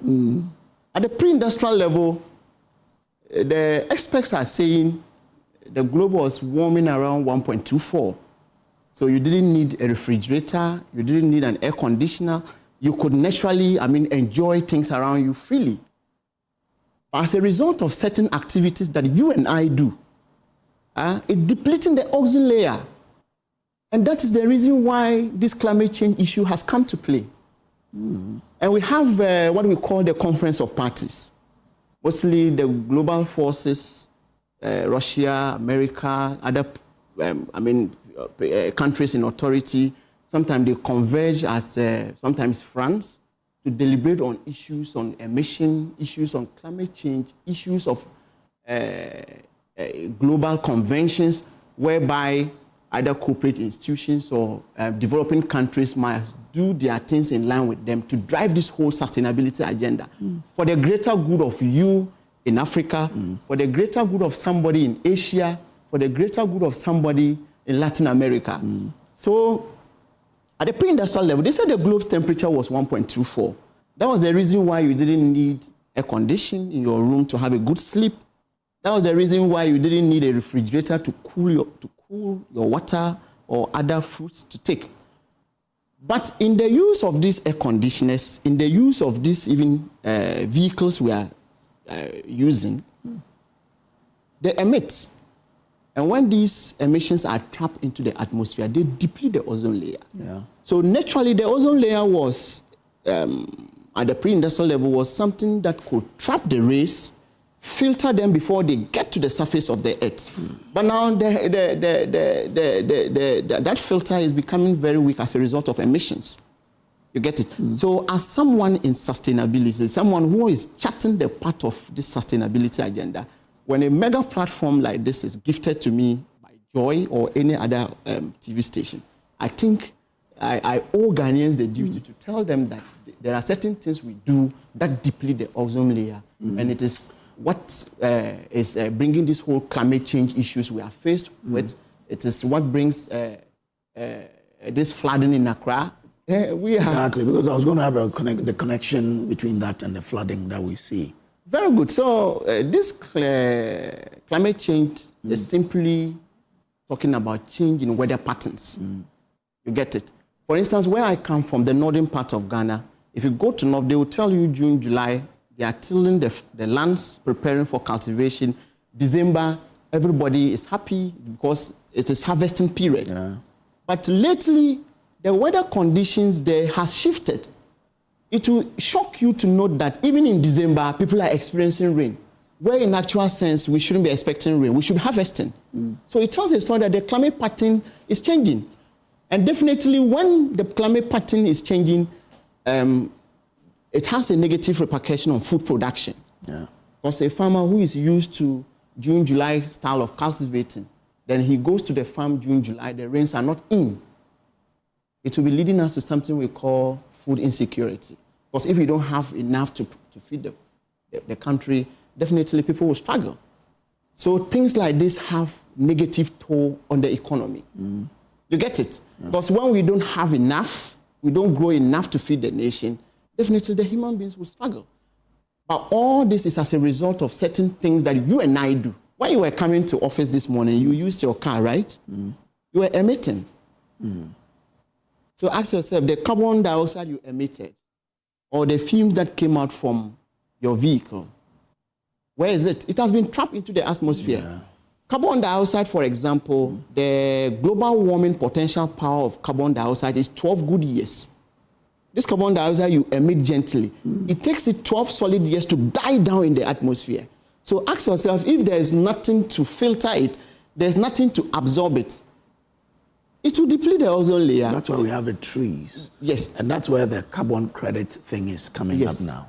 So the deadly ones are the methanes, the nitrous, the HFCs. The fridge repairer on the Cocoa Milimili stretch, he or she is not aware that that HFC in the fridge, when it is not disposed properly, will have something to do with the atmosphere. So when it is not properly disposed, maybe it's as a result he doesn't have the know-how. So that's the reason why he's just disposing it anyhow. But these HFCs have the global warming potential of 72 good years. Could you ask yourself, if there's nothing that is being done to take care of it, you and I is going to bear the brunt. So when you go to carbon accounting, there's something we call carbon sink. These are systems. It can be man-made or natural. So the man-made ones are the technology they have that has the propensity to trap this carbon dioxide, the nitrous gases, the HFC gases, trap them in a way that it will not deplete the ozone layer. Okay. But the natural way of fixing it is Joy TV deciding to go and, give back to the community, give back to the environment. For instance, if this business here, you have decided to go and plant 1,000 trees is your way of giving something back to the environment. So in ESG, you have done something that falls under the environmental framework of it. And that's why it's becoming such a conversation in the corporate world. Yes. That now corporate entities are even having ESG officers. Yes. As in how you can contribute to sustainability. Yes. So if you have the opportunity or the luxury to embark on any sustainability conference or any sustainability class, they will tell you that yes, in as much as some of the resources are gifted to us by nature, let's use the resource in a way that when we are no more, Kojo, your child, Salman's child, Eko's child will also come and benefit from the natural resources. So sustainability simply champions a situation whereby we should prudently manage the resources allocated to us by nature, such that those coming after us will also come and have a full benefit of that. You get it? So it is telling us that... So it means focus is also on Galamsey. Yes. Which is dealing so much with the environment.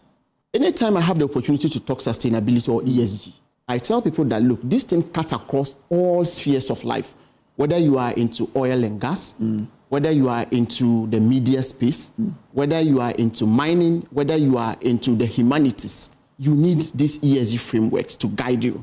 So in the corporate world, the experts are now telling us that by 2028, Kojo, if you are not ESG compliant, if you are not ESG conscious, you might not be allowed the opportunity to transact businesses in certain parts of the globe. So when you check Institute of Chartered Ghana, Institute of Chartered Accountants Ghana, they are the major drivers of this sustainability and ESG agenda in Ghana. So they came up with a roadmap, and on the roadmap, they were clear to communicate to Ghanaian corporate entities that looking at 2024 to 2025, ESG must be voluntarily adapted. Voluntary adaptation on the roadmap simply means Joy TV, you are a mega platform, you are an international platform, but by 2028, according to the global standards, if Joy is not able to have an ESG disclosure, no company will take you, in the Western world, will take you serious. Indirectly, Joy is not conscious about the environment in which it operates.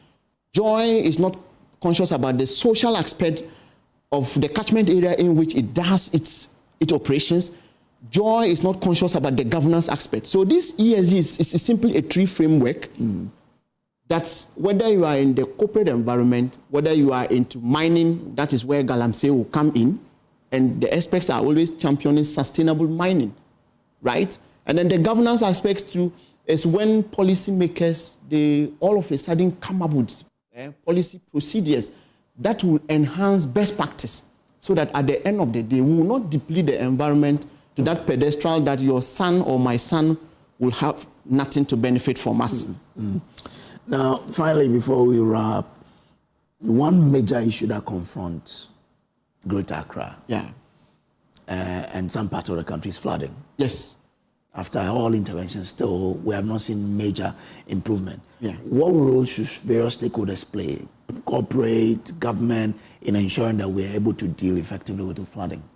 So, in the case of Accra, I want to, first of all, ascribe it to the attitude of we, the citizens here. It's very common. Somebody sitting in the trotro, the person drinks pure water. Instead of him to find a way to keep the bag, the person just dumps them anyhow. Someone buys a frozen drink. After that, the person throws them anyhow. Ask yourself, when there's a heavy downpour and all these things find their ways into the gutters, at a point in time when they get choked up, what happens? The next rain or the next downpour, it is you, myself, or a colleague worker who lives in Hacho, a friend of you who lives in Tetegu, they will have to bear the brunt. So first of all, I want to ascribe it to attitudinal problem. Okay. We have to first of all change as a people. And then another solution I want to proffer is all the sachet manufacturing companies, they owe it upon themselves to make sure they do major sensitizations. Yes, they are producing those things to be in business. Yeah. But the output of that is a big hindrance to the states, more especially in Accra. I have been in Accra for almost a decade and a half. This perennial flooding has been, rearing its ugly head in every raining season. And each time it is there, we come jaw over it. People proffer solutions. You see the engineers telling us A, B, C that is supposed to be done. But trust me, the next raining season, we will still experience the same thing. So I will first of all bank my hopes on sensitization. Okay. But in the course of this sensitization, people should be made conscious about the environment. The young man in the Trotsky, the young lady on the Agbogboloshi market should be made to understand that if I throw rubbish anyhow, these rubbish find themselves in the drains. And when they are choked up and we don't have people to distill them, and there's a heavy downfall for even less than an hour or two, trust me, we will still have this issue of flooding in Accra. And then the third solution I want to proffer, we have climate change and sustainability ministry. We have other corporate entities or state-owned institutions. I have always maintained that if I were in authority, Kojo, or you and I, if we were in authority, we would have championed that all state-owned institutions should come up with sustainability directorates. And for each of the sustainability directorates, the workers there will be serving as ambassadors. Okay. So when platforms like this is gifted to them, they'll be able to communicate to the Ghanaian people how the sensitivity of it is if we don't take good care of the environment. But how will you feel? If 2 a.m. I call you that I can't have a good sleep because of flood. Your house is flooded. You feel it. Yeah. Okay. Why are you feeling it? Because I'm your friend. Yeah. And you think if you get, some 30 minutes for me on Joy platform, I also have some fantastic ideas I can sell to the Ghanaian people so that we all can benefit from that. Yeah. So trust me, it's an attitudinal problem. Okay. Even though some experts are also saying engineering-wise, we have to up our game. But I see it as an attitudinal problem. Okay. And then the next thing I have to also champion is because I'm charting the path of sustainability. Yeah. I am begging every state-owned institution, let's take this ESG thing serious. Okay. When you go to Asia, life is basic there because of ESG and sustainability. Okay. When you go to other parts of the globe, trust me, life is very conducive, very serene, very harmonized, at least for the average man to also have the better feel of his existence. Okay, all right. So yes. I'm grateful to you for coming. I'm grateful to you. We'll have to have another time for us to talk about this. Kadiago Salman is ESG and sustainability expert. Thank you so much. Thank you too. We'll take a break here. We'll come back again with another interaction for us to wrap the show. Stay on.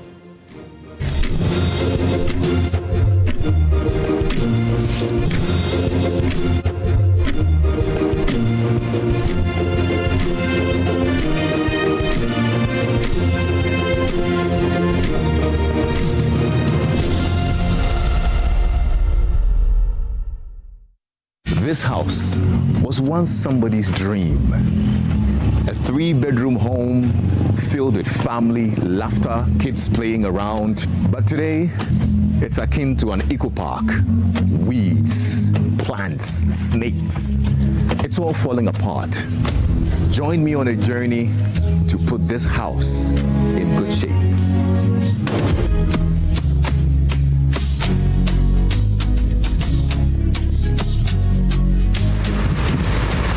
We need to bring this house back to life.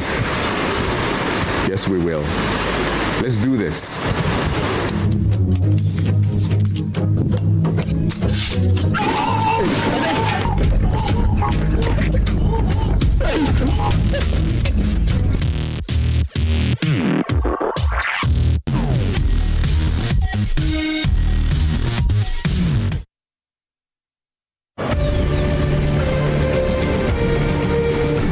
PM Express, power is confronted, claims are tested, and accountability is not optional. The first 2 months in office between January, February, and March, we had already brought down this rate, and then we have sustained it since. Politics, business, the economy, social justice. If it affects your life, it will be examined. If it shapes your future, it will be interrogated. You ever sitting there today, you see me sweating, I'm answering your question, you in the comfort of your chair, putting all these questions to me. That is why you would not have the responsibility of bringing about this document.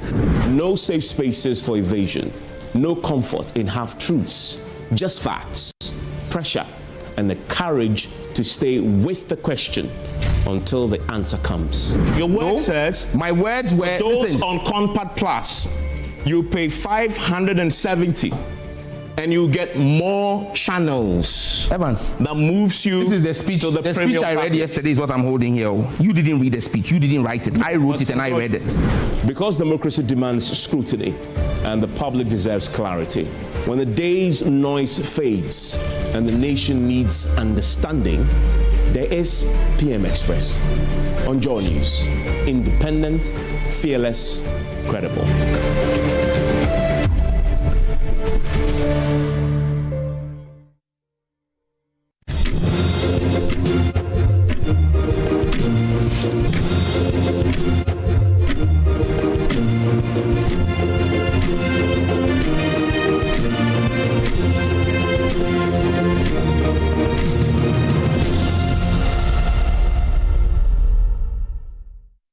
Well, thank you for staying with us. So, as technology reshapes the job market, employers are also placing greater value on practical, job-ready skills, now from data analytics and business intelligence to business management and computing. New pathways are opening up for students, graduates, and professionals seeking to stay competitive. And this morning, we explore the Chartered Data Analytics certification and the international level 4 diplomas in business management and computing from Crux Training Institute, and what they mean for career growth, university progression, and as well employability in today's evolving world. And that's the crux of the conversation. And this morning, we're joined by Barata Akefi. He is CEO Crux Training Institute. Barata, it's good to have you in studio. Thank you. Thank you. Okay. I mean, I know that data analytics have become very topical, but why are people concerning themselves with it quite recently? Not just Ghana, but globally. Globally, you are right. You are right. And the answer is simple. We are in a technology data-driven world. And some few years ago, you needed skills in Microsoft Office and Excel and all those kind of things to be a productive professional at work. Today, the dynamics have changed, and we are looking at people who have to have data skills in order to be productive and to be able to work efficiently. And so that is why you are hearing a lot of hype about data analytics these days. Is it real or is it just hype? It is not. It is real, and it is real. The hype is real. Let me put it that way. It is real. So for the this particular certification, yes. If a person enrolls, what are they getting? What's in there? Yeah, so the data analytics is a professional certification course. So usually it doesn't matter the job role that you play. You may be a finance person, an IT person, an HR, logistics person. Regardless of your job role, you are able to do the data analytics course to be able to get the skills that will enable you to be more efficient with work, to be able to take different data from different sources, bring it together, and be able to create insights. Okay. So the thing is that we all produce data.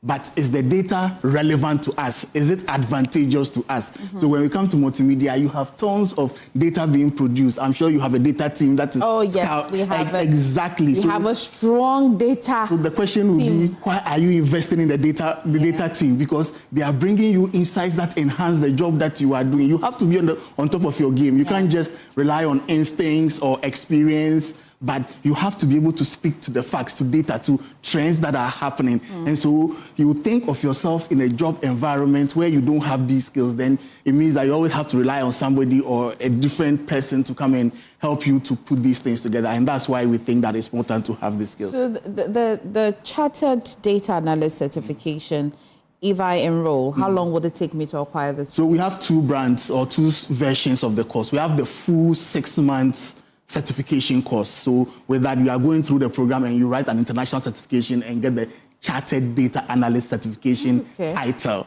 Then we have a shorter version for 2.5 months These are for those who may not have time for 6 months, but still want to get sort of like essential toolkits, the essential things that they need to be able to function accordingly. So depending on your schedule and what you want to do, you can either do the full 6-month course or the 2.5 months. That makes me easily and better employable, right? Exactly, exactly. But let me in on the level 4 diplomas. What does it mean? So the level 4 diplomas are also catering to a different segment of the market. The truth of the matter is that there are a lot of people in the workforce who don't have relevant academic credentials.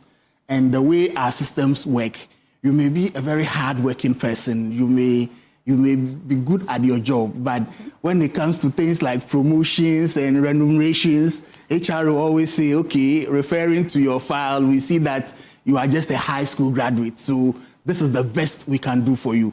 So we've spoken to a lot of people, and again, this is due to the data. We've spoken to a lot of people who are in that category. They somehow found themselves after work, they are high school graduates. They've worked 5, 6, 10 years, but now they see that, listen, I have to be intentional on the academic qualification. The biggest problem for them is, do I go back and go enjoy sometimes my younger brothers or my kids and go back and do remedials? They want something flexible. They want something that is recognized. They want something that they can easily do while still continuing their work. That's why we've introduced the professional level 4 diploma pathways, which, first of all, are internationally recognized diploma.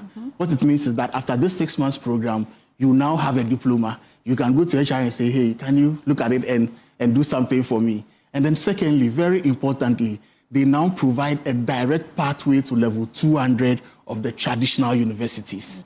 So once you are done with your level 4 diploma, you can use that to apply to the university, and once it goes through, you start at level 200, which you can do. Or you can even continue the professional pathway, do level 5 and do level 6 and get your certification. That sounds amazing. Exactly. It looks like there's more to it. So what? If I acquire the certificates, beyond it taking me to university level 200, I can as well use it as a route for better than the traditional means of applying. Exactly. So the professionals usually certification, the professional certification will do the level 4, which is more like a first year of a university. Then the level 5, which is like an HND, equivalent to an HND. Okay. Then the level 6, which is equivalent to a bachelor's degree. Oh. So you can either go the pure professional route or you can do the professional as a starter and then enter the traditional academic universities to do the academic course. Anyone that works for you also is good. But what makes Crux Training Institutes unique?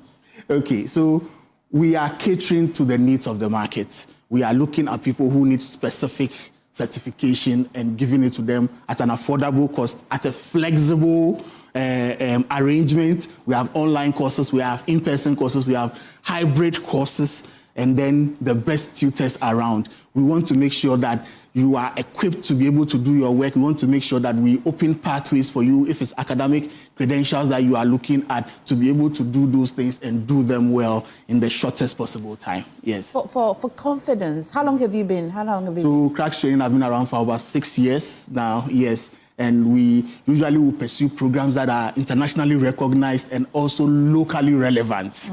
Locally relevant as well. So are you affordable? We are affordable, very affordable, very, very affordable. I mean, when I was young, I had a brother who was into data and all of that. And I remember my mom was always paying in dollars. She had to take her CDs, change it to dollar and all of that. Yes, and I'm sure he's earning big money now. Well, I don't know about that. You ask him anyway. But when all is said and done, you know that there are many of such institutions. At Crux, of course, if you're sitting on Joy News, bring some credibility to it and all of that. But what would you tell that young person watching you and why they really need this skill, even if they have other skills added to what they have already? So when it comes to data analytics, I think that anybody who is a working professional should endure to have some of the skills. You are looking at skills in Excel, Power BI for visualization, SQL, Python. I'm sure these are new words for people who haven't heard it before, but this should be Python. Yes, Python is a very strong software that is used in data analytics. Okay. Yes. So these are the things you should be able to do easily using some of these tools. And I believe that when you get these tools, you become an all-rounded individual who is good at their core business and is also very efficient in what they do. As I said, regardless of your job role, you can do any of the data analytics course. And for our young people who are in the job market, who are looking for various pathways for university or higher learning, I believe that these level 4 diplomas bring a lot of advantages to them. So where are you located? We are at Osu. We are just opposite the Accra Sports Stadium. Okay. Yes. Do you have a number or social media presence? Yes. So on social media, our handle is Cracks Institute across Facebook, Instagram, and Twitter as well. So Cracks Institute. Our website is cracks.edu.gh. Our Cracks is spelled CRUX. So cracks.edu. And our numbers, the numbers that you can get us on, So 053-934-0600. You can say the number again. Yes, 053-934-0600. You can call this number and our people will get you all the needed data, information that you need to join our next cohort of classes. Yes. Barata Akefi, CEO of Cracks Training Institute. Thank you so much for joining us. Thank you for having me. Studio, and I hope that people take advantage and also take the opportunity to enroll. In wrapping the show, we'd like to say happy birthday to Antoinette Kofi, Chief Finance Officer at MTN Ghana. And the message is, may God make you a champion of princes and put you in places of honor. May God make you a companion of princes and put you in places of honor. Happy birthday to you, Antoinette Kofi, Chief Finance Officer at MTN Ghana. Let me just take that message very, very well. May God make you a companion of princes and put you in places as well. We'd like to also say a happy birthday to Bridget Elisa Money, wife of my darling brother, Jajam Kingsley Ajino, and the mother of my gorgeous daughter. Happy birthday to you, Brie. This is belated though, but I hope it's not coming too late. Enjoy that cake that my brother got for you, and live long. We love you very much, and stay beautiful. This is how we wrap the show. My name is Emefa Akosua Adeti, and I did this with the Hunter Pili. Please stay for Joy News Desk.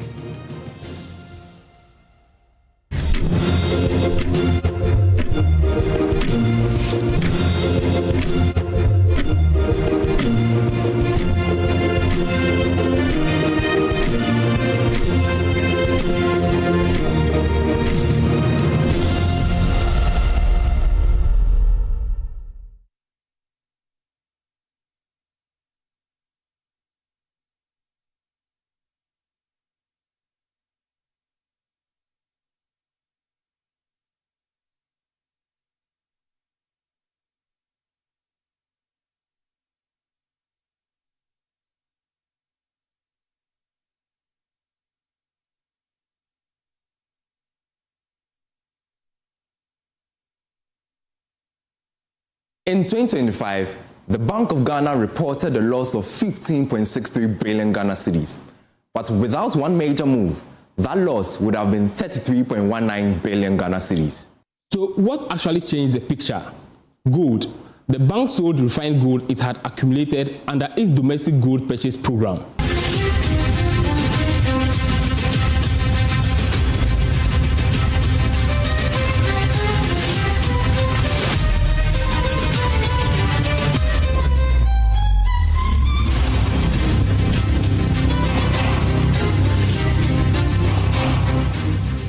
The gold was bought mainly in 2023 and 2024, when prices were relatively lower.